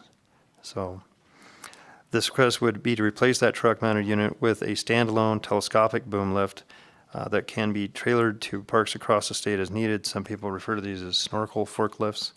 Additionally, a backhoe is needed for the Western region to replace a 1996 John Deere that is obsolete. Parts are difficult, if even possible, to obtain. Washoe Lake is currently using a 1970 Kubota tractor that is not sufficient for its park's need. The park needs a new tractor with an attachment to replace the existing tractor that has, again, far surpassed its lifespan. That takes us to the deck unit of E716. This request is to replace critical snow removal equipment. I don't know why we'd be worried about that this year. It is critical for our parks that have high visitation during these winter months. Functioning front-end loader with a snowblower is a necessity to keep the Spooner Lake facility front country open to the public. The current equipment has far exceeded its life expectancy, and after that's probably just a season with the amount of snow we got. In northern Nevada, traditionally, we might get 3 or 4 inches. This last year, I think we've gotten about 28, in most as an average. That takes us to the E717. Replaces one wood chipper. Many of the state parks located throughout the state generate a significant amount of debris in the form of dead trees, broken branches, hazardous trees, etc. Often burning this debris is not practical. It's not possible due to unsafe burning conditions. The only cost-effective method then is to dispose of these debris is the wood chipper. In that respect, they're seeking to replace the one that's broken and upgrade to a new one. E718, replacement utility vehicle. The agency relies heavily on utility vehicles, also known as UTVs, to transport staff around the various parks to perform daily routine tasks. The agency has seen that these vehicles have the potential to reduce their operating costs associated with repair, maintenance, fuel consumption compared to the full-size vehicles. The agency currently utilizes 2 John Deere electric 2-seat UTVs at Sand Harbor. The batteries no longer hold charges. The replacement batteries are extremely expensive. Additionally, these vehicles cannot drive in the sand without getting stuck and can only transport 2 employees at a time, making them far less efficient than the concept of the 4-wheel drive 4-seat models that can easily travel across those sands and transport employees to jobs. The agency is requesting to replace those 2 2015 John Deere electric seats, Gators they call them, with 4-wheel drive 4-seat UTVs. E719, this request is for radio replacement statewide. Radios are, again, as we mentioned earlier, the main methodology of communication in the state parks. They're vital for emergency response, as many of those places don't have cell phones. E721, the request is for equipment replacement, including a backhoe, a small tractor, 2 utility vehicles, and 2 snow blowers. Parks throughout the state have the need for this equipment, helping them to accomplish a variety of operational duties. Much time is devoted to actually trying to fix the broken ones at this point in time, rather than going to what they're supposed to be doing, which is mowing, removing debris, and cleanup. That takes us to the M426.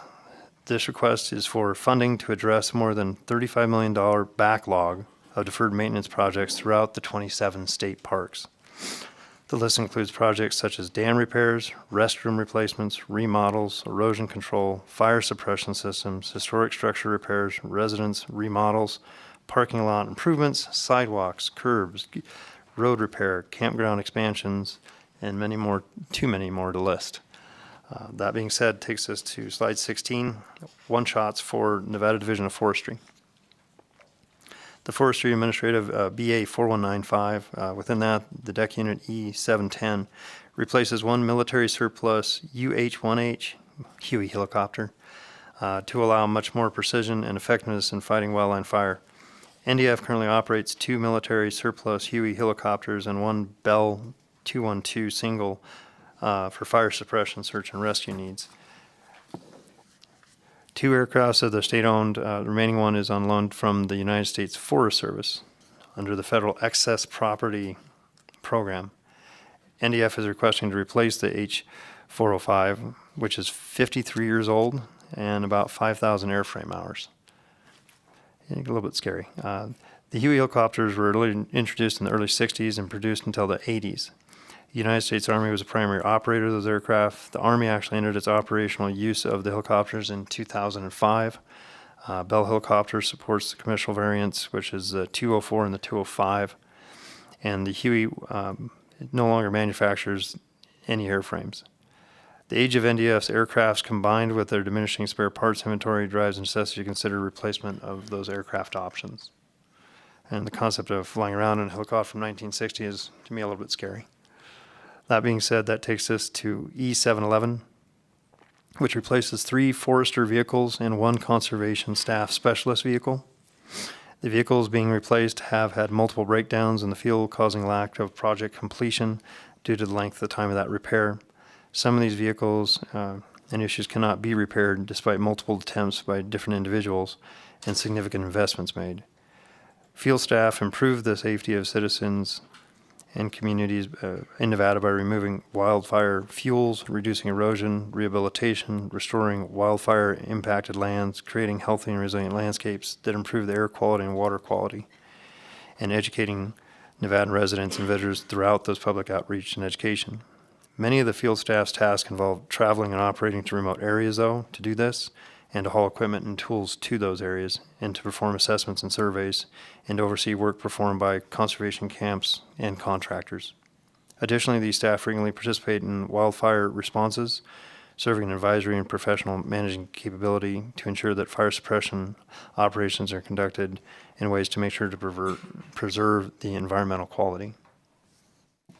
That takes us to 712, which is a request to replace 2 NDF Type 3 fire engines. The engines to be replaced reside in Elko and Winnemucca. Both were manufactured in 1998 with 98,000 miles on them and 6,000 pump hours, which many times with the fire engines, it's more about the pump hours than it is the miles. That being said, the other one has 124,000 miles and 7,000 pump hours, respectively. Initial attack success translates to lower fire costs. Fewer acres of valuable habitat and critical watersheds will be lost to wildfire, along with greater protection of life and property. The age and use on these vehicles being replaced causes them to have multiple repairs needed, which, if we had a new model, we wouldn't have to deal with those problems. In addition, these engines were not on wildland fire are not working with federal, state, and county partners to reduce those fuel loads in these extreme areas of fire risk. Both suppression and fuel reduction projects cause these vehicles to incur extreme wear and tear from not driving on the road. You know, some of these roads these guys use, I'm not even sure you can really call them a road. They're just fire lines. That takes us to E713. The request replaces computer hardware and associated software per the Enterprise Information Technology Services Recommended Replacement Program, also referred to as NEATS. That takes us to M425. This request funds the agency's high-priority deferred maintenance projects. The projects focus on life and safety issues on critical asset preservation. That takes us to E710, which deals with the forestry conservation camps, which is budget account 4198. The request funds the replacement of 17 command trucks. NDF currently has 25 command trucks located throughout the state at 9 conservation camps. Of the 25 trucks, 17 are over the SAM's requirement, the 1316 standards. Command trucks are an intricate tool for the conservation camps. The vehicles are used in emergency vehicles, on and off wildfire incidents, and supports the transportation of equipment to projects and to vendors who, when repairs or services are needed. With that, that takes us to the E711.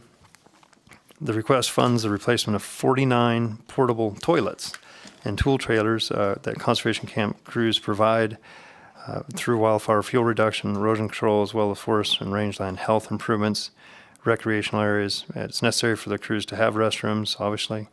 Additionally, many of the conservation projects require a variety of hand tools that are too voluminous to actually fit into the crew carriers, and so they're being transported on these trailers. The agency currently has a fleet of 74 of these combined portable toilet tool trailers, and they were originally constructed in 1998. So I'd have to say that those toilet trailers have outlived their lifespan. 49 of these trailers have repairable conditions, either rather cracked frames, no longer having tool capabilities. The toolboxes are broken, which of course affects their functionality and safety of being towed down the road, so they don't even want to go down a road with something from 1998. Don't know why. E712, this request funds replacement equipment used for the suppression of wildland fires, including chainsaws, repeaters, and replacement of information technology equipment and associated hardware in accordance with the Enterprise Information Services recommended replacement schedule. Takes us to M425. It's a request to fund the agency's high priority for deferred maintenance projects. These projects will focus on life and safety issues and critical asset preservations. That then, of course, takes us to slide 17, the one-shots requested by Water Resources and Outdoor Recreation. E381, the request funds a study of extreme rainfall events currently done in Hydrometeorological Report number 49, including an annual exceedance precipitation study. The enhancement request to update the statewide study of that extreme rainfall events currently done in the Hydrological Meteorological Report number 49, also known as HMR 49, including an annual exceedance precipitation study. Nevada currently utilizes a report from 1977. Not great data. We've had a little bit of change in weather since then. It's extremely outdated. To design dams and other critical infrastructure to safely survive a maximum flood event, the proposal is for the state to fund that study, to update this information. Other states have already completed or are currently working on updating these figures on their plans. Additionally, the study would also update lower frequency storm events, and other agencies and partners can then utilize this information in designing buildings and other critical infrastructure. So again, trying to work in a shared partnership concept. E382, Nevada Division of Water Resources is responsible for safe operations and maintenance of the South Fork Dam, which is located at the state park outside of Elko. This request provides funding for those one-time costs that the division feels are necessary. These projects are needed to repair items on the dam to ensure safe operations of the facility and reduce the risk of public downstream of the dam in the event that it was to be breached. Additionally, the gauging station upstream of the dam is in disrepair and needs to be replaced. These projects will promote the safety of the dam for visitors of the park and the public located downstream from the dam. E710, the request changes and replaces the computer hardware associated per the Enterprise Information Technology Recommended Replacement Schedule, which has been mentioned before. E711, request replaces vehicles previously donated to the division that have exceeded their useful life and mileage requirements of SAM, so they need to be replaced. That takes us to outdoor recreation. E3552, sorry. E352, the request funds the Nevada Outdoor Education and Recreation Grant Program that was created by the Nevada Legislature in 2019 session that we discussed earlier, but it didn't have funding for the program back then. So this corrects that, I'll call it error, oversight, or whichever way you want to look at it. That being said, the program was initially administered by the Nevada Division of State Parks to provide underserved Nevada students with high-quality opportunities to experience the natural world. During the 2021 session, management of the NOERG group was transferred to the Nevada Division of Outdoor Recreation. The budget enhancement will provide initial funding for that program and allow Nevada indoor staff or Nevada outdoor staff to leverage previous and new private donations that they've been offered to create grant funds that can produce meaningful impacts and provide more opportunities for Nevada's youth to learn and grow through outdoor education. E710, the request replaces the computer hardware and associated software per, again, the recommended schedule of replacement. That takes us to the Director's Office and Conservation District and State Lands. E710 replaces computer hardware and associated software, again, based upon schedules. E711 request funds critical replacement of the department's shared information technological infrastructure. Conservation districts, same thing, we're replacing computer hardware based upon the schedules. State lands, again, we have some outdated equipment that needs to be repaired and replaced. Takes us to the supplemental appropriation for forestry. The request funds supplemental appropriations to pay actual outstanding and projected fire bills and other expenses for the remainder of the fiscal year of 2023. The amount of cash on hand and authority is not sufficient to meet these obligations for the remainder of the fiscal year. The Nevada Division of Forestry is requesting supplemental appropriations to cover actual and projected emergency response expenses. As the agency continues to collect revenue and receive additional fire bills, a subsequent IFC contingency fund request may be necessary to continue payments through the end of this fiscal year. We're all kind of familiar with that. Unfortunately, fires, you don't know when they're going to happen, and we need to have a little bit source of money up front to make sure that different individuals are paid. But inevitably, we'll probably be back to IFC. That slide 20 is a little bit of a bond overview of the different programs that are out there.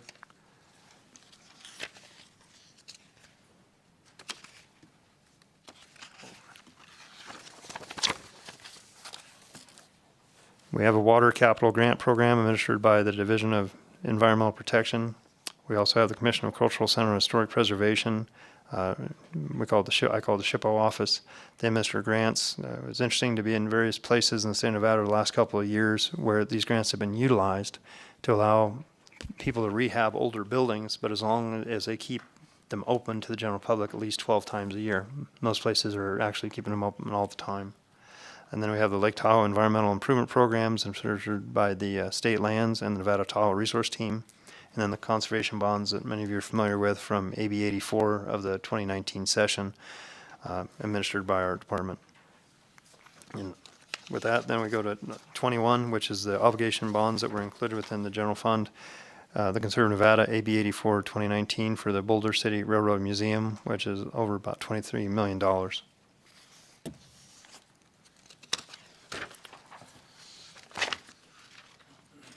With that, you're always welcome to give me a contact at any time to follow up on this, but of course we stand now in front of you for questions at this point in time, Madam Chair. Well, thank you for that very detailed overview. We don't have as many questions. I have one, and we have one other member with a question. On your state parks, page 15, and everything that you have listed, and what I saw in the backup documents, I don't see anything for the Ice Age Fossil Park. The visitor center was set to open in the winter of 2022. It's sitting there, it's beautiful, the parking lot is done. Could you let us know why the visitor center hasn't opened? If there's any other shovel-ready projects that's gonna happen on that site that may be preventing it from being open? And if not, when can my constituents start going? No, I appreciate that, Madam Chair. To you, we have Bob Merrill in the back in Vision State Parks. We are partnering with an entrepreneur, a philanthropist corporation who's wanting to come up with some money. Upon seeing the park, we didn't quite have enough funding to get it done due to the simple fact, we're all aware that things cost a lot more now than they did when we started these projects. Unfortunately, with what has occurred across the United States, and costs have gone up. And so that caused us a little bit of a problem. We look to have that park open pretty soon. I think the concept is April, to my understanding. So with that, I believe that my deputy, or rather the deputy, wanted to have a comment on that. Mr. Dominic, if that's acceptable, Madam Chair. Thank you. Dominic Etchegoyen, Deputy Director, Nevada Department of Conservation and Natural Resources. Yes, you're correct. We have completed the visitor center, but for the safety of the public and to protect the paleontological resources that are out there, we have not completed the trails and the boardwalks and the things that are necessary to visit the park. And if we were to allow it to open now and people were to just go out and visit, that would potentially create a lot of damage and put them at risk. So we do need to complete that trail system. That bid has gone out and has been completed, and we do expect to begin the construction, but I am afraid I don't believe it will be open by April. I think we're shooting for fall. If we could, Madam Chair, if it be acceptable, I would have Bob Merrill from State Parks come down and answer the question. And I'm sorry about Yes, thank misspeaking you. on the opening date.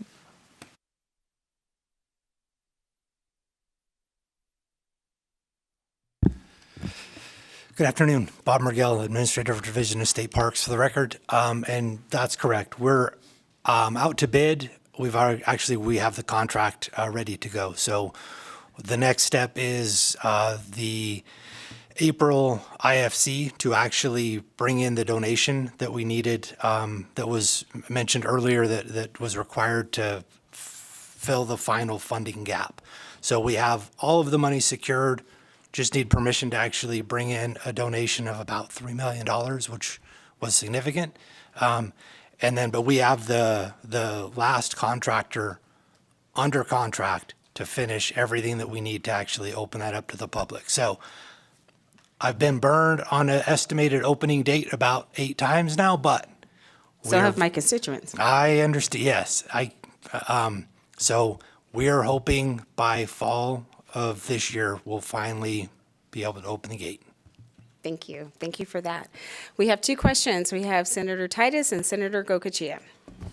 Thank you, Madam Chair, for the question, and thank you for the detailed presentation. I'm not in that subcommittee, so I appreciated knowing what was your proposals. My questions are back to page 11 under the Nevada Division of Water Resources, and a couple questions there. First, I've heard time and time again from our state engineer that he does not have enough staff to go out and do monitoring and understanding of overuse, over allocations, and wondering why there's not more staff for him. I understand that we have allocated and you're asking for more money on the study itself to be done, but wondering about the personnel that will take to get that study done. Thank you, Madam Chair. To you, through you, to Senator Titus. As you know, the issue with vacancy rates, the concept of giving more employees at times is problematic when we can't even fill the employees that are vacant now. So there's always a desire within that division to have a lot more resources, but it was felt within that division that the digitization would help speed them up far more than additional staff.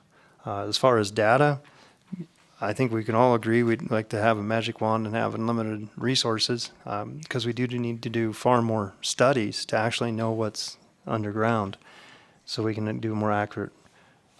So I appreciate that, but you're asking for a significant amount of money to do the studies, but I'm worried that you don't have the personnel to do the studies, and so we can talk about that offline.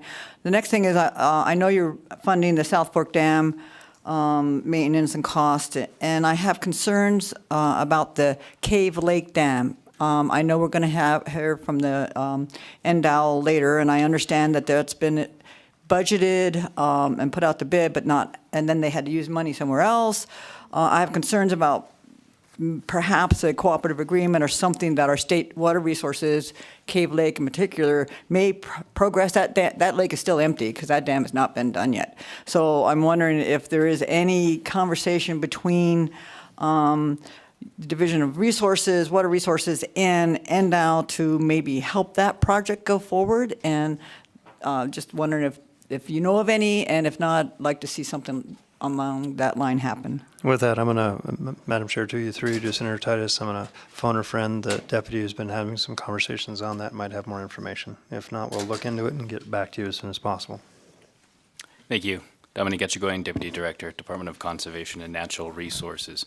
While we haven't been working directly with the Nevada Division of Water Resources, we have been working through a Nevada Division of State Parks. And the reason being, this is under the jurisdiction of the Nevada Department of Wildlife, but it is within our Cave Lake State Park. So there's a nexus there and there's an impact on our state park. Our Division of Water Resources, while it does operate and maintain South Fork, that is the only dam that Division of Water Resources is responsible for. Otherwise, they're responsible through their dam safety section for reviewing the compliance of dams to meet our safety standards. So they wouldn't have the funding available for this particular dam. But we do have money through the CIP, through NDOW, through their portion of the conservation or Conserve Nevada funds, State Parks Conserve Nevada funds, and then I believe NDOW also has boater access fund and other dollars that they can bring to bear. We have gone out to bid on this, and I think we have the final number, which if I recall is about $9.525 million that's going to be required to complete this project, and I think we're going to get across the finish line. Great, that's encouraging. And one more question, if I might, Madam Chair. I would be really remiss if I didn't ask about the, on page 14, regarding the state cost share for Anaconda Copper Mine site cleanup. I've been encouraged to actually see some actual improvement out there, some actual cleanup happen, and wondering if that's going to be enough. Where are the obligations for the state of Nevada? Is that just one point in time, and what are we looking at?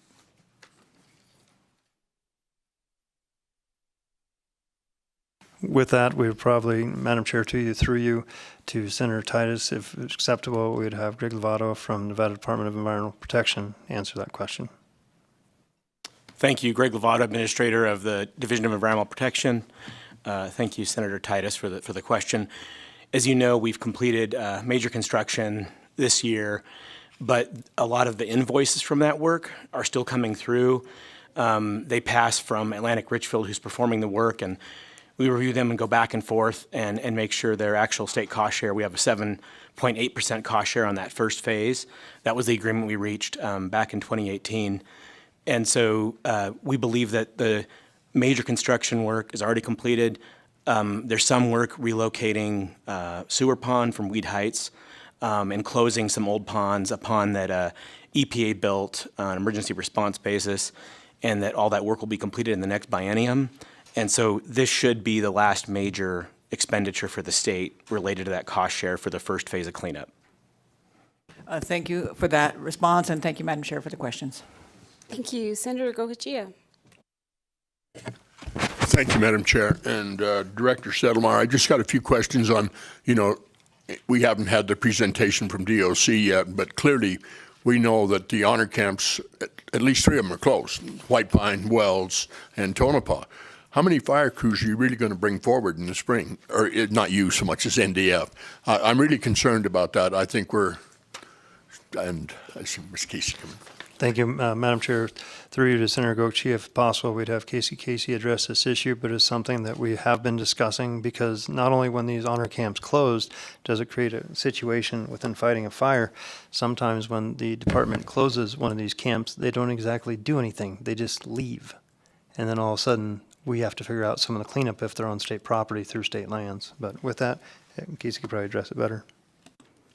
Thank you for the question, Madam Chair. Through you, for the record, Casey, State Forester Fire Warden for the Nevada Division of Forestry. We will have about 5 qualified fire crews this year, as we had last year, through the camp program. As many of you may or may not know, we did actually try to diversify with the lack of inmate workers in the camp program. Last year, we did graduate 2 full crews, 2 north, 2 south.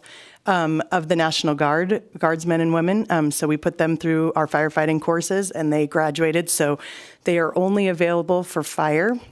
They're not available for fuels like the rest of our crews. Right now, we're working with the National Guard to try to diversify that. And we also tried to hire a seasonal crew of seasonal firefighters. Unfortunately, of the 20 positions we had open, we were only able to fill 8. Seasonal workers for us is hard.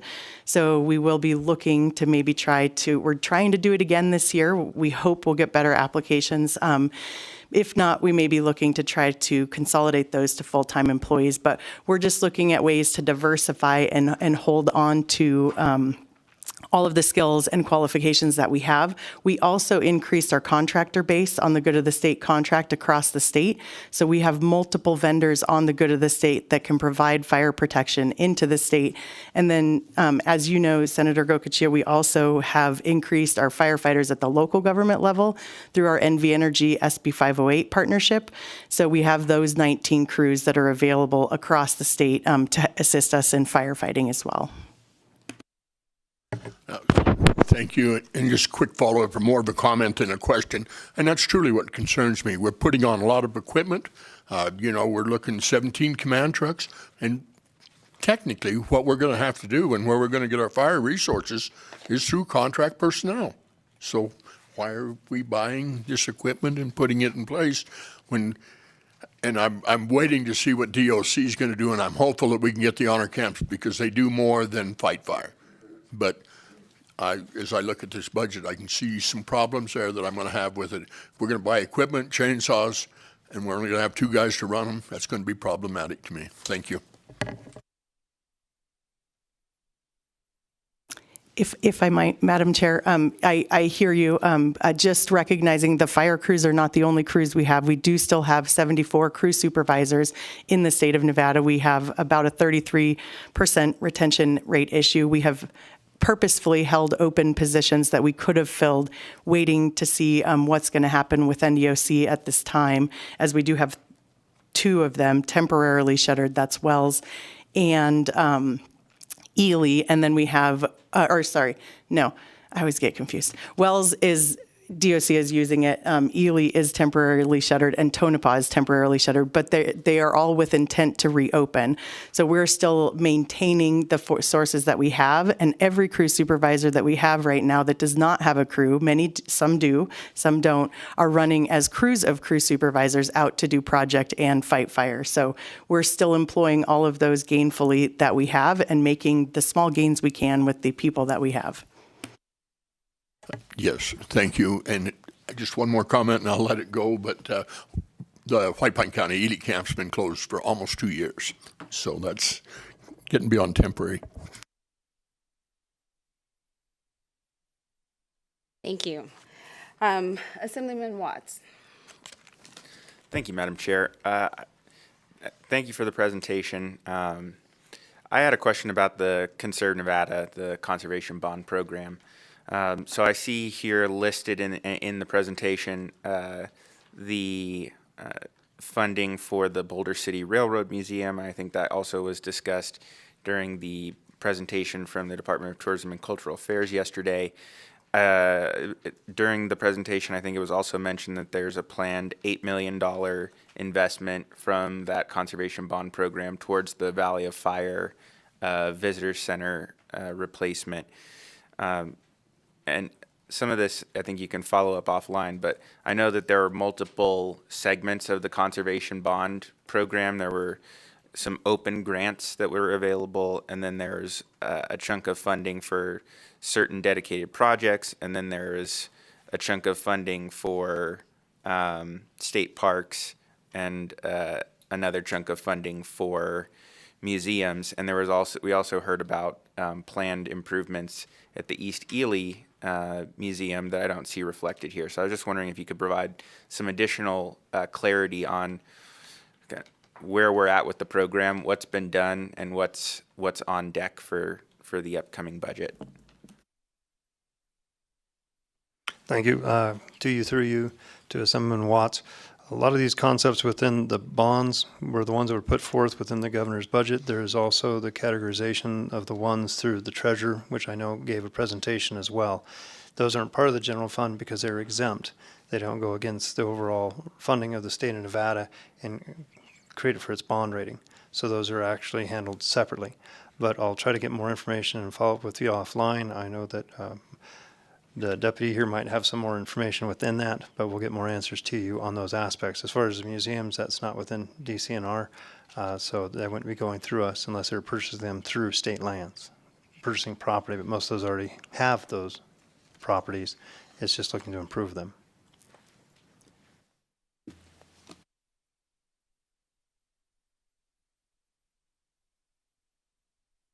The other thing that was just mentioned is some of these projects specifically are called out in AB 84, and we do have bonding authority. It's just a question of sale of said bonds. And some of those are of that exempt category, as I just discussed, which would be within the purview of the treasurer's office, not within the general fund. Thank you for that. So I'll just look forward to getting some additional follow-up materials on where the program is at and where things are headed. Thank you. Assemblywoman Peters. Thank you, Madam Chair. My question is directed to NDEP primarily as the primary permitting agency at the state for natural resources. So I've talked to several folks in industry who are required to obtain permits from the Department of Natural Resources. And some of the timelines have been astronomical, like timelines I haven't seen in my tenure working in permitting in the state of Nevada. And I realize that there are really severe vacancy issues in some of your departments or divisions. It sounds like you're addressing some of these things. But I want to know, and I also wanted to point out that your CEM classes are closed indefinitely. These seem to be systematically problems related to just having enough employees to provide these services, permitting services, and these licensing services and certification services. With the idea in mind, you stated earlier that we are prioritizing conservation at the state, and that your department is responsible for that. What does the vacancy rate currently look like for NDEP, your bureaus? And what are we doing to fill these positions and to retain them for the future? I know that turnover has also been problematic. Appreciate that question. Through you, Madam Chair, to the Assemblywoman Peters.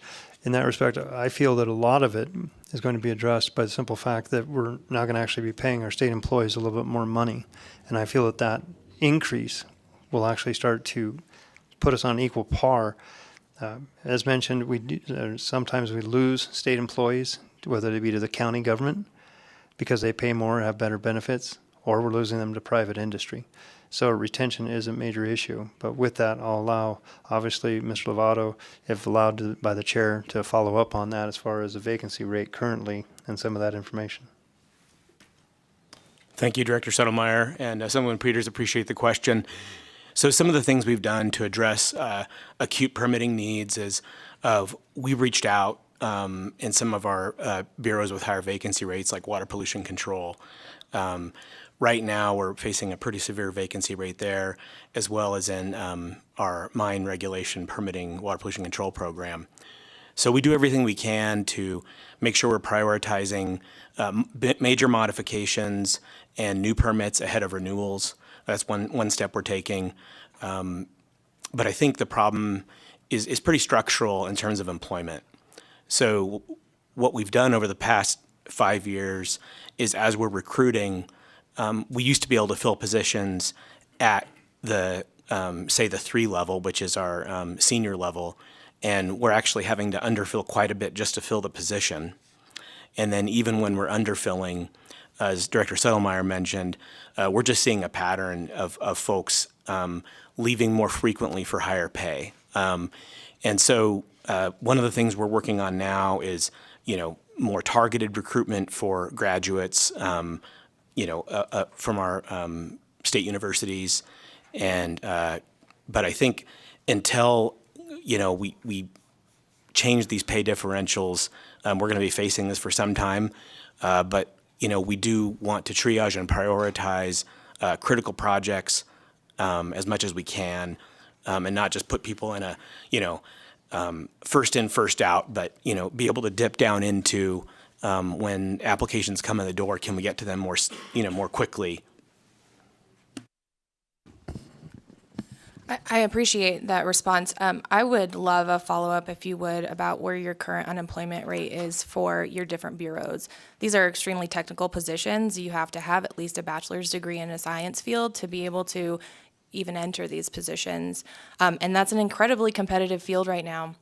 And I don't blame I don't have any friends, I think, who are left at the state from when I graduated 10 years ago. They've all moved on to better paying positions because there just was no way to make that up at the state. And it's unfortunate. Those are all Nevada born and raised and educated folks that we've lost. So I appreciate that. I also just want to put on the record the importance of the permitting process, that this is our backstop to ensuring industry is doing what they are supposed to be doing with the resources in the state of Nevada. And anything that puts that at risk puts all of our natural resources and cultural resources at risk. And we need to make sure that that's prioritized for the sake of the entire state of Nevada. And our last question will be from Senator Neal. Thank you, Madam Chair. So I just had a question on the Office of State Historic Preservation. You have a specialist position.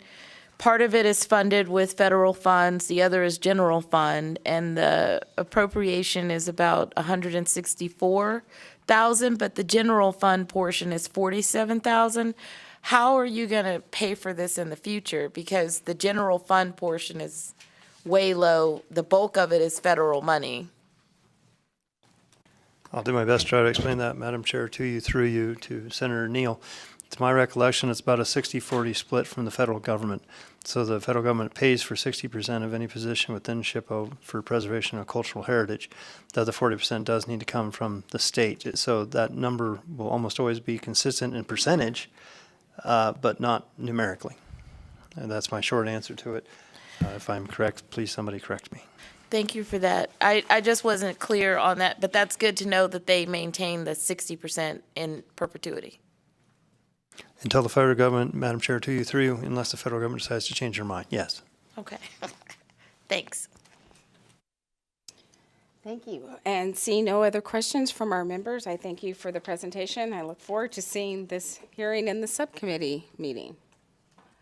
So with that, we will move on to the next item on our agenda, which is the State Department of Wildlife. Madam Chair, would you like staff to pass out physical copies of the exhibits to members? Yes, please.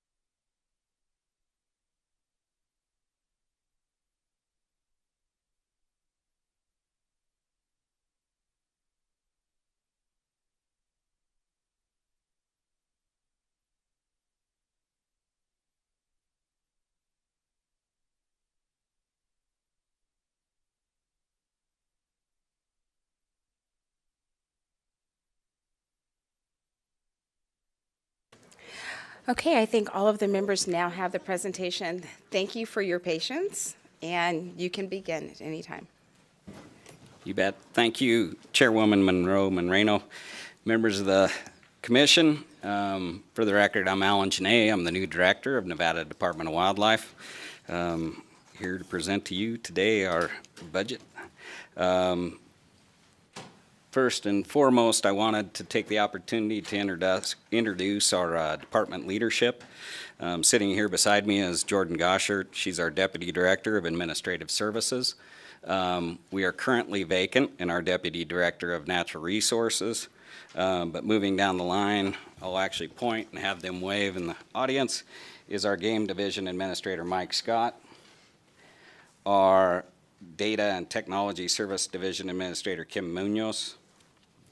And down in Las Vegas is our Wildlife Diversity Division Administrator Jennifer Newmark. And here in the room we have Chris Vasey, Conservation Education Division Administrator, and Chris Crookshanks, our Fisheries Division Administrator. Also filling in, we have Brian Bowles, our Game Warden Captain. And we have Mark Fries, who is a Habitat Staff Specialist filling in for Habitat Division. Additionally, I want to call out and appreciate Alejandra Medina. She's filling in as our Legislative Liaison. So thank you for the opportunity to present. The department's mission is to protect, conserve, manage, and restore wildlife and its habitat for the aesthetic, scientific, educational, recreational, and economic benefits to citizens of Nevada and the United States, and to promote the safety of persons using vessels on the waters of Nevada. So basically what we want to do is maintain and sustain healthy and productive ecosystems and habitats that provide basic life needs to Nevada's wildlife and citizens. And the second part of our mission, as our Conservation Education Administrator Chris Vasey says, is we manage fun. We have a broad statutory charge. NDOW is a sole state agency responsible for the conservation of nearly 900 wildlife species. NDOW's law enforcement division is comprised of a Category 1 peace officers responsible for public safety on waterways and enforcement of wildlife laws. Nevada is the 7th largest state with over 85% federal lands and is among we are among the 5 smallest wildlife agencies in the nation. We take pride in that, and you'll see that, but we are a very small agency.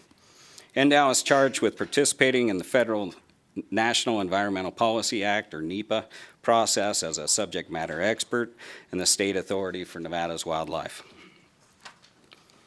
Our unique funding model is different than many folks that you've probably been listening to.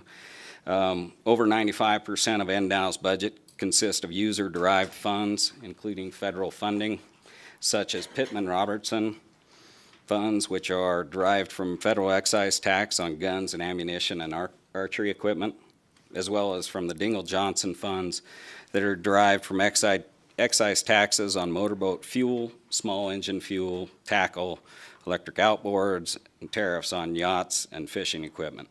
Additionally, we receive some Coast Guard funding for public and boating safety. Other sources of revenue, the state piece of it is the license revenue. Some of that is restricted reserve accounts, such as special programs like our heritage and duck stamp programs, as well as sportsman revenue from tags and licenses. Most of our federal funds require a non-federal match. With Pittman-Robertson and Dingell-Johnson, we have the benefit of getting a 3-to-1 match. So 75-25, 25% being state funds. Currently, NDOW receives only 2% of our funding from the general fund, but it is a critical piece. Our department structure, we are comprised of 329 employees. That's including 9 commissioners and approximately 50 seasonal staff. All of these people are very passionate and purposeful about the mission that they hold. And as I said, as a very small agency, we are very efficient and very effective at doing our job. Across the state, we have 150 buildings. We maintain 33 radio sites, 14 wildlife management areas that comprise approximately 157,000 acres. We have 8 major facilities, 7 unique divisions, 4 fish hatcheries, and 3 regions that are depicted in the map. Moving on to slide 6, the Department of Wildlife budget highlights. Governor's executive budget contains no significant changes, but the graph represents the material that I described before as far as the percentage of biennium total funding sources. As you can see, the blue is state fees. Again, those license and tag fees, 48% being federal funds, 2% being general fund, and 1% being other. Our budget for 2024 is $66,198,366, and for 2025 it's $63,079,684. Our total FTEs are constant 2024 to 2025, with 272.63 in both 24 and 25. When you look at our divisions, here in the director's office, in budget account 4460, we have 28 positions. Again, that comprises supporting the Wildlife Commission, the county advisory boards, we have our physical services, our human resources, and our engineering and facilities. If you look at the 2024 budget, it's $9,935,974, and a decrease in 2025 of $9,699,997. Major enhancements, E225 for efficiency and innovation. We're requesting 3 new accounting assistant positions to maintain equitable staffing levels and workload distribution due to increased federal grant awards.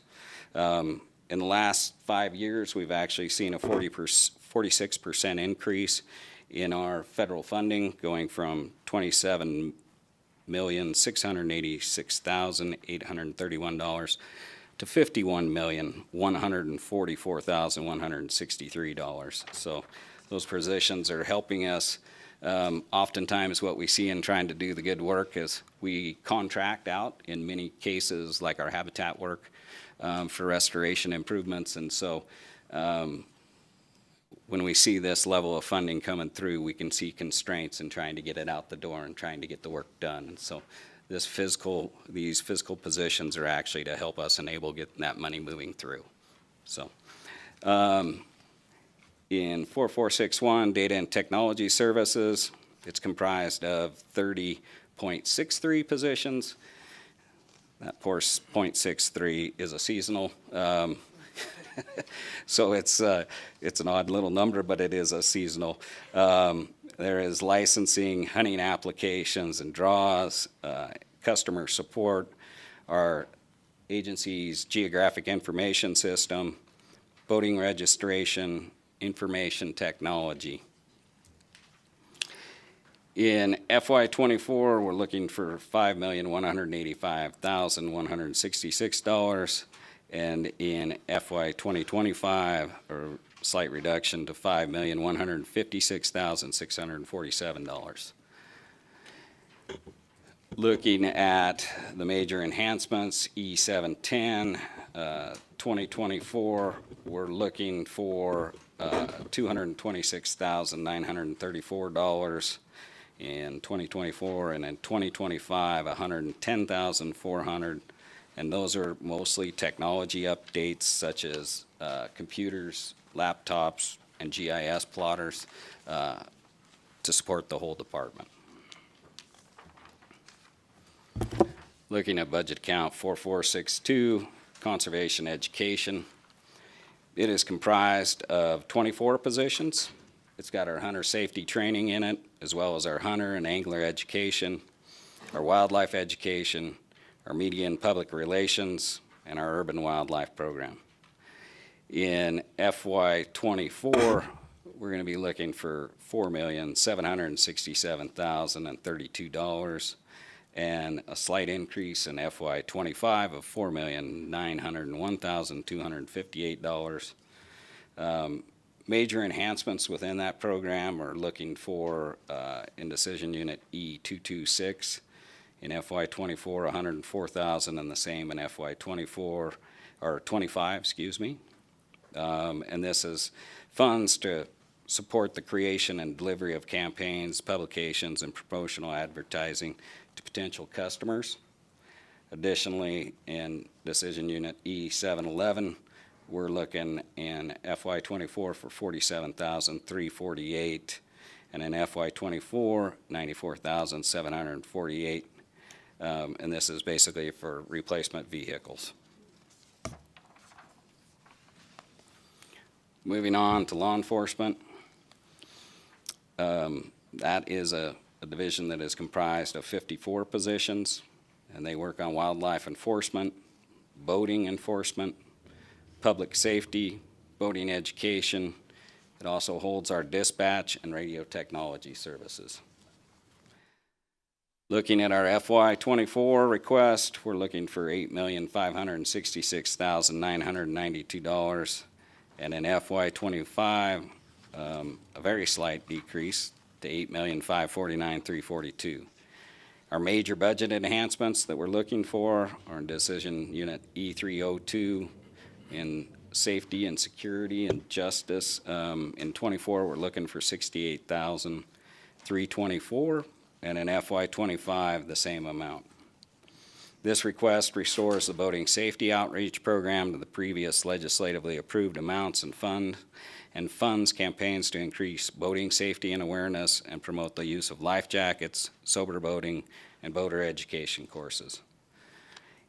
Decision Unit E673 is a one-time salary adjustment. For FY24, that'll be $288,459. And FY25, that is $298,594. And this is to cover that 2-grade increase for law enforcement positions that was proposed by the governor. Decision Unit E711, I jumped past E710. E710, FY24, we're looking for $367,889. And in 25, $318,438. And that's basically looking to replace equipment. In law enforcement, you've often got those specialized equipment that they need for their safety and for the safety of the public. E711 is looking for a vehicle replacement cost in FY24 of $174,573, and in 2025 of $179,115. E720 looking for new equipment in FY24 of $203,850, and in FY25 of $77,434. The request is to purchase specialized equipment such as thermal imaging devices, equipments for boats, repeaters, drones, specialized equipment, shotguns, rifles, and rangefinders. In Game Management Division, it is a division comprised of 35 positions. It deals with wildlife survey and inventory, our seasons and harvest quotas, landowner conflict resolution, wildlife health and monitoring, research collaboration, and our air operations division. In FY24, we're looking for $10,702,602, and in FY25, slight reduction to $10,409,491. Our decision unit, E711, replacement equipment in FY24, looking for $179,355, and in FY25, $138,603, replace vehicles at the end of their useful life. E720 is looking for new equipment in FY24 of $70,889. This is asking for the purchase of a trailer and a thermocycler with accessories. And decision unit E735, aircraft and helicopter maintenance. In FY24, we're looking for $265,057, and in FY25, there would be zero. That request in 24 requests the funds required for an engine overhaul and associated costs for a program helicopter. Service includes bulletins, compliance requirements, hardware requirements, and of all things, a rental engine charge. So we'll keep that ship running by putting another rental engine inside of it. In fisheries management, it's comprised of 46 positions. That's our sport fish production. We've got the hatcheries spread across the state, as well as our fisheries management, our native aquatics program, our aquatic health monitoring, and our aquatic invasive species. Many of you are probably familiar with the quagga mussel down in Lake Mead, and we have staff that are striving and trying to deal with boaters that are making sure we're not transporting that problem to other waters in the state. In FY24, we're looking for an $11,869,565 and dropping in FY25 to $9,787,942. Our major enhancements include E251, infrastructure and environment, FY24 looking for $260,000 and no additional funding in 25.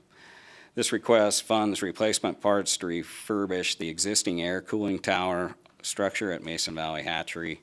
That's an older cooling tower. In order to raise trout, we must get the water temp down to a cool enough temperature so it doesn't kill them. Basically, it isn't lethal. And so that's to replace that unit. E710, replacement equipment. This is to fund new and replacement equipment requests. In FY24, we're looking at $241,057, and in FY25, $88,689. Decision unit E711, replacement equipment. FY24, we're looking for $151,853, and FY25, $99,450. This request funds, replacement of decontamination units, electroshocking backpacks, air blowers, outboard motors, generators for electrofishing boats, stream boat electrofishing system, multimeter, and caravan campers for our vehicles. Moving on to Wildlife Diversity Division. There are 13 positions comprised or held within our Wildlife Diversity Division.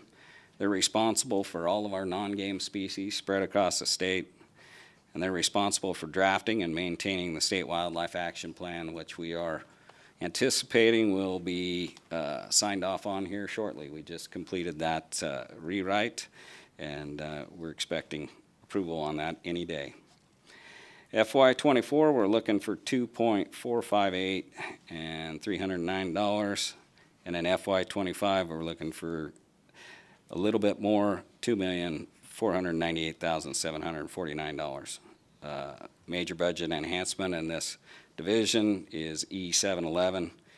FY24, looking for $58,783, and in FY25, $61,054, and this is again to replace vehicles. In the Habitat Division, there are 39 employees that manage wildlife habitats, our water development program. We have 1,700 water catchment units spread across the state that support access to water for our wildlife. That's within this division. We have a rangeland and wildfire rehabilitation program. We have the WMAs, the planning, operating, and maintaining those wildlife management areas, and then reviewing, assessing, and providing comments on the proposed land and water use, as I mentioned, through the National Environmental Policy Act. In FY24, we're looking at $12,712,723, and in FY25, $12,793,359. Major budget enhancement, Decision Unit E711. FY24, we're looking for $180,472, and in FY25, $142,122. And this is to replace vehicles and specialized equipment. And with that, that wraps up what we're looking for, but we thought we'd just kind of give you an overview of the challenges that NDOW's been facing. Number one, as you've heard from most state agencies, and when I talk to all of the other Western wildlife agencies and even the federal agencies, this is a problem that we're all seeing, is our capacity, recruitment, and retention. It is the single biggest challenge that we have to trying to fulfill our mission. We've got very passionate people, but we have seen folks leaving to go to other agencies, mostly federal agencies. As you can tell by my overview of the leadership team, that sits at a 30% vacancy rate. Across the agency, we sit at a 20% vacancy rate. And this is great work. If we can't attract people to do this stuff, I can only imagine somebody that doesn't have such a mission. So it is a problem that we continue to be faced with. We do go to schools, we do reach out, but I have heard across universities as the number of people going into the science major is decreasing. And so I think that's some of that, but also is I think just the cost of living and trying to get people to take a job like here in Reno or in Vegas, that cost of living has a consequence. So that is probably our biggest challenge. Then we also have the natural system that's challenging us. I'm glad to say that we are all looking at snow outside, and we can walk outside. And I think we're over 200% on the Sierras, and I think a lot of the state is up. But we have been in a constant drought. We've been in a significant drought, and that has had to refocus our efforts. We've been hauling water to water developments and catchments. Some of our fisheries have gone dry. And And so we look forward to a very wet spring. But this is always, living in Nevada is the most arid state in the nation. When you add drought on top of that, it adds a little bit of complexity. Somewhat associated to this, but also independent, is habitat loss and conversion. Our fish and wildlife habitats are being lost and converted by wildfire and annual invasives. Recent research we've done working with some other folks out of Oregon, we've looked at it, and 55% of our sagebrush habitats have either been lost or converted since 1985. And so when you contemplate that consequence plus drought across the state of Nevada, it does have repercussions to our wildlife, but also to our citizens and you know, their enjoyment and quality of life when they go out to the outdoors and want to go boating or recreating or fishing, and the reservoirs that they grew up on or the streams that they grew up on are no longer there. It is a consequence. So, but with that, as we always remain optimistic, we're always trying to push beyond that. We continue to try to fulfill our mission to the most, and our people are very dedicated towards that task. But with that, I'll wrap up our presentation. I stand for any questions, Chairwoman. Thank you so much for the presentation. I know we have a few questions. First will be Assemblyman Watts. Thank you very much, Madam Chair. Welcome, Director Janae. Thank you for the presentation. I had a couple of questions. The first one I wanted to ask is around federal funding, and I know that your agency has been closely monitoring the consideration of the Recovering America's Wildlife Act. And so I guess at a high level, knowing that maybe it will get done, hopefully it will get done, and hopefully it'll get done very soon, how does this budget prepare your agency to harness that legislation once it gets passed? Thank you for the question. Through you, I appreciate the question. It's a great question. In this proposal, we have those 3 physical positions. That will help us in trying to move some of the money. But we had contemplated a much stronger budget proposal when we were contemplating the Recovering America's Wildlife Act. This was possible federal legislation. I think it was going to bring $1.9 billion to state wildlife agencies for the implementation of their state wildlife action plan. Here in Nevada, we would have seen about $26 million, about a 50% increase in our budget. With that would have brought a host of opportunities to try to do more for Nevada's wildlife and citizens. We were contemplating bringing more positions to that. That's the greatest restriction we have in fulfilling our mission is our personnel. And that was something we were looking at, but that did not pass, and it did not pass at the very end of the year. But I have heard and I've had conversations at the federal level where it is being, the sponsors that had that bill have brought it back forward, and they're developing a team to hopefully get it into this upcoming session. So we're hopeful, but this definitely isn't this budget does not contain everything that we would need to implement that, but it is a start with a little bit of those 3 positions, especially going into the fiscal division. Thank you. May I follow up, Madam Chair? Thank you. Thanks for that. And transitioning kind of to the piece you brought up around staffing capacity, and obviously it's your #1 challenge listed on here. And I saw the increase for warden positions. I think that's great. I know that some wardens are covering thousands of square miles and of pretty rugged territory. I was just wondering, and you mentioned a little bit about, I think, your overall agency vacancy rate somewhere around 20%. are there particular divisions where you see more significant vacancies or challenges with recruitment? I was just wondering if you could speak to that a little bit. Thank you. Through you to you. I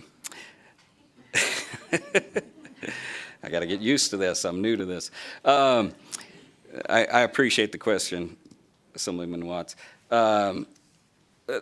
We do see probably a little bit greater churn in our law enforcement division, as everybody is aware, and the governor actually even acknowledged in his speech, is that oftentimes the state agencies become the training ground for the local governments who pay better.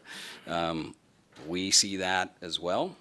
But when you look at the agency as a whole, is that our vacancy rate is, like I mentioned in our leadership, we're vacant at leadership and we're vacant side to side, top to bottom. It's not any one specific division or position category that's dealing with that vacancy rate. It is the entirety of the department. Thank you. Thank you for that. And yeah, we probably need more wardens as well. But the last question I wanted to ask really quickly is, we have these other two challenges. Those challenges are, I think, broader than just the scope of your agency in terms of adapting to and addressing drought and some of the habitat loss and conversion issues. And we just had the Department of Conservation and Natural Resources here. They also have some work and some programs in those areas. But I just noticed again in the budget, it doesn't seem like we do have some necessary improvements in some of our fisheries facilities and other things. Drought is a little bit tricky, but I was just wondering, I didn't see any enhancements or one-shots that are taking additional action on habitat loss or habitat restoration. So I was just wondering if you could speak briefly to that. Thank you again, through you, Madam Chair. Great question.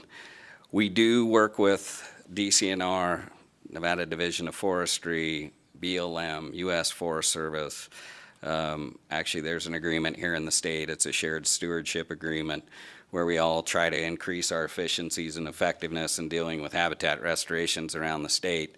In our budget, we don't have the one-shots.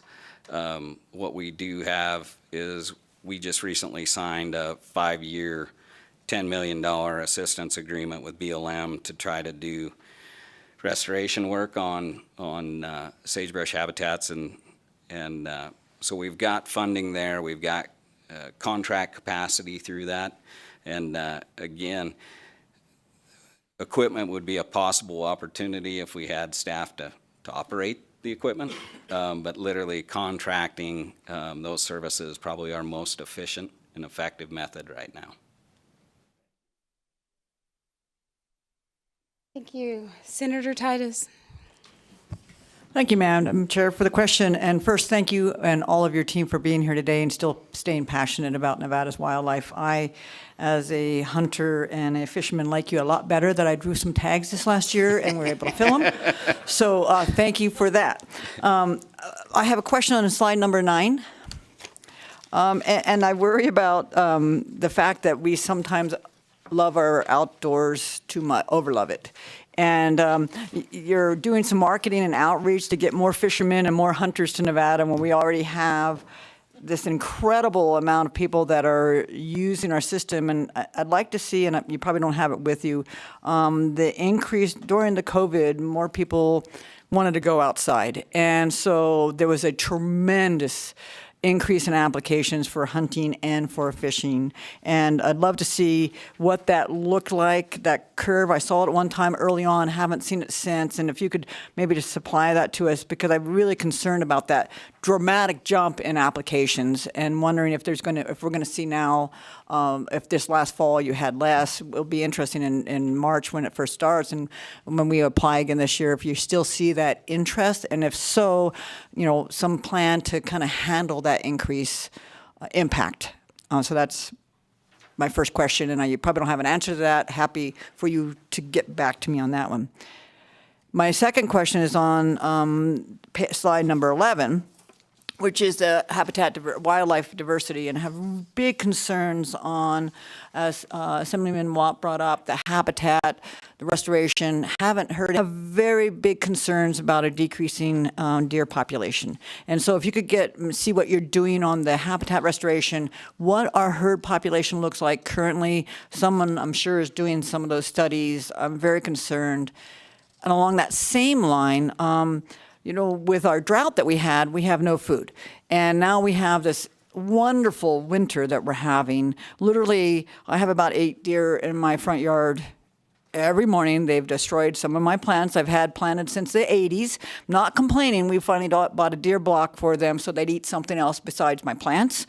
But what is NDAL doing right now? Because I have big concerns about our herd populations, not just our deer, but our elk, our sheep, that this water is this cold impact is huge, and wondering if you're out feeding, are you monitoring the situation? We've lost deer herds in the past up out of Elko, north of Wild Horse, from some of these big winters, and I'd hate to see that repeated. So are you doing anything right now with the impact? Thank you again, Chairwoman, through you to Senator Titus. To your first question, increase in participation and plan for increase, we are aware of that increase. Most of it, as you said, comes through applications, not always in licenses. We've seen a rise in non-resident licenses, but also a rise in applications, and that was an intentional, as we were trying to increase opportunity across multiple species. Some of the limitations were removed, and some of the hunts, there were new hunts brought. And so the number of applications have gone up. The number of participants, not as much. And so we've seen more applications come from an individual than what they did in the past. But we can get you that information. We have that readily accessible. As far as mule deer habitat, I think you're aware, but I'll call it out, as we do have a mule deer enhancement program that's been in place for about 2 years. Each county has a team working with our biologists, both game and habitat, to evaluate the current populations in their associated units with their counties, to hear from the public about any ideas that they may have that are novel outside of what NDOW has proposed. And there have been a number of projects that have been brought forward. Last year, I believe it was somewhere in the neighborhood of, I think it was 13 different projects that were brought forward into heritage funding to actually be funded for mule deer enhancement. But as far as this winter, I'm sorry to hear about your plants. But it is a tough winter. Here in Reno, or Reno and Carson City, probably the attendees right now, you may see more deer down in Carson City than normal because of the severity of the winter. But some of our other places, central Nevada, we're not as bad in some areas as over in area 7 and 10, a little deeper snows over there. But we do have collars. We have satellite collars that are on animals. In some places, it's a it's a smaller proportion of the population, but it does give us an idea of where they're going. And also, it's got a mortality sensor on it. So if we start to see disproportionate mortality, then we can try to contemplate what's going on. But right now, we have not seen that. But it is concerning to see a year where we did get some late moisture in September, August and September. That did help in some sense, but it was a tough start to that year, and animals may have come into the winter a little bit poorer body condition, and we may see that. We may not be seeing that right now, but it just depends on how long the winter lasts. So, but we can get you the information on the mule deer enhancement program as well, and we'll share that. Follow-up, Madam Chair? So I also didn't hear and so thank you for that. That's encouraging. I know that in my own community in Smith Valley, many of the ranchers have closed off hunting access, and they're trying to build up the deer. And they did this on their own, letting maybe the youth tags go in and not letting people hunt because it so dramatically saw a loss in the deer herd. So they're doing self-monitoring. One thing I didn't hear in your budget proposal, and looking forward to hopefully you are doing this, is the urban rural interface of wildlife. My house, my back door was visited by multiple bears this last summer and fall. Not to mention my Hoy Canyon property. Heaven only knows how many bears came in through there, lots. And I'm just wondering, with the dramatic increase in our bear population, how that is being monitored and where those bears are being moved to, and do you have enough funding for that program? So I didn't see any enhancements for that particular item, because when I called about one particular bear that looked like it was injured, had a bad left rear leg, had some videos of it. It was getting in, obviously needed easy food, getting into garbage cans. We have to be better stewards, and so we have to be responsible for not giving it the food. But we were told that all of your traps were already in use. They couldn't get somebody down there. Literally, it was scratching on neighbors' back doors because it was desperate. And so, just wondering if you are going to look at a budget enhancement for that particular program, and maybe later on during the subcommittees, that you'll review that. But looking forward to hearing if you have any solutions for that.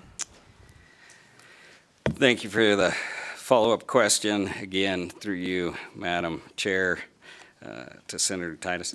It is, I think, I'm only getting my feet wet in the whole bear experience. I pleasantly lived in the Habitat Division as the administrator there for the past 9 years, and so I didn't have to deal with it near as much, but our Game Division Administrator, Mike Scott, lives it and breathes it every day, and I know, talking to him, he did see more activity this year on bears than we've seen in the past, but we can take a look at that program and give you some additional material to consider. But our urban wildlife program is set up. We've got a active personnel that answer those phones, that deal with those questions coming both out of Vegas and up north with bears, and we take those very seriously. But we can get you more substantial information relative to that. Great, thank you. And thank you, Madam Chair, for the questions. Thank you, Senator Gokachia. And then our last question will come from Senator Neal. I'll be very brief. We're between us and lunch, and that's problematic. Mr. Janae, just sometimes our ability to respond is concerning, and I was wondering if you have any programs going forward right now. We've got a snowpack, we've got some snow out there, we're going to have some spring moisture. Are you flying any seed on some of these critical areas right now? I mean, our ability to respond when we've got it. Thank you for the question again, through you, Madam Chair, to Senator Gokachia. We do, we are actively, this is generally the period we start about October, and we try to finish up our restoration wildland reseeding programs by February. So this is when we're actively at it. I believe last week we were working with Ely BLM reseeding 22,000 acres out there. Here in northern northern Washoe County, we were dealing with a project I believe was 2,000 or 3,000 acres, and another one that was 6,000 acres in the dry hills. So we are actively out there. In the last 5 years, Nevada Department of Wildlife, in cooperation with our partners and NGOs that have been funding and contributing, we've done over 500,000 acres of wildfire and habitat restoration in the last 5 years. So it's a program we're very proud of, and we've grown that program in the last 10 years. But there's always more to do. Cheatgrass and wildfire knows no boundaries, and we continue to fight that fight. Yes, and I appreciate that. Just a quick follow-up. I appreciate that over the last 10 years. Unfortunately, we just haven't had any precip spring moisture to help it along. That's why I was wondering if you could ramp up focus right now. we'll probably get it sprouted this year. We'll see what happens in July. Thank you, Mr. Jay. Thank you, Madam Chair. Thank you. Thank you, Senator Neal. Thank you, Madam Chair. So I had a question on the fisheries, but it relates to tribes. And so I'm wondering, you know, because some tribes have a recognized right to earn money from fishing. And so how have you managed to preserve their rights within the droughts and the conservation? You know, there have been these recent cases popping up since 2020. Pew did a whole article on, I guess, treaty rights, ignored treaty rights from like, you know, way back, and how they're popping up now and changing the environmental regulations and positions that states are in relationship to tribes and their rights within fish. Do you think anything is brewing? Have you ran into anything? Thank you for the question, again, through you, Madam Chair, to Senator Neal. We do have a tribal liaison within the department, and the tribes that I am aware of, and they have pretty well-established fishing programs. I contemplate Pyramid Lake, Duck Valley. They have pretty well-established fisheries in and of themselves. As far as trying to promote, this is a discussion that at the Western Association of Fish and Wildlife Agencies, we have this conversation about trying to find those opportunities to assist tribal entities in trying to, you know, contemplate the management of their resources and assist them when they ask, understanding their sovereignty. But it is a conversation here in the state of Nevada. We've had some discussions. I wouldn't say that there's anything recently brewing. Thank you, Madam Chair. Thank you. And with that brings us to the end of this presentation. We thank you for joining us. Thank you for the presentation, and thank you for your patience with us. Go ahead. If I may, one last thing, literally hot off the press, we have got our strategic plan. We just received it from a printer, so we'll leave it and distribute it. It's our most recent. We just finished that last fall. Took it to the printer. It's a nice document. It really involved all of our employees across the state. We had a whole bunch of reach out so that they could see themselves in it. It's the best and the greatest. And so we'll share that with you. And if you guys have any other questions at any time, feel free to use my contact and we'll help address. Thank you very much. Thank you, and thank you for bringing that. Members, we will take a short break for lunch. Lunch is in the same room. We will be back here promptly at 1 p.m. And for the last two departments on today's agenda, if you're watching, I'm sorry, but we'll see you at 1 p.m.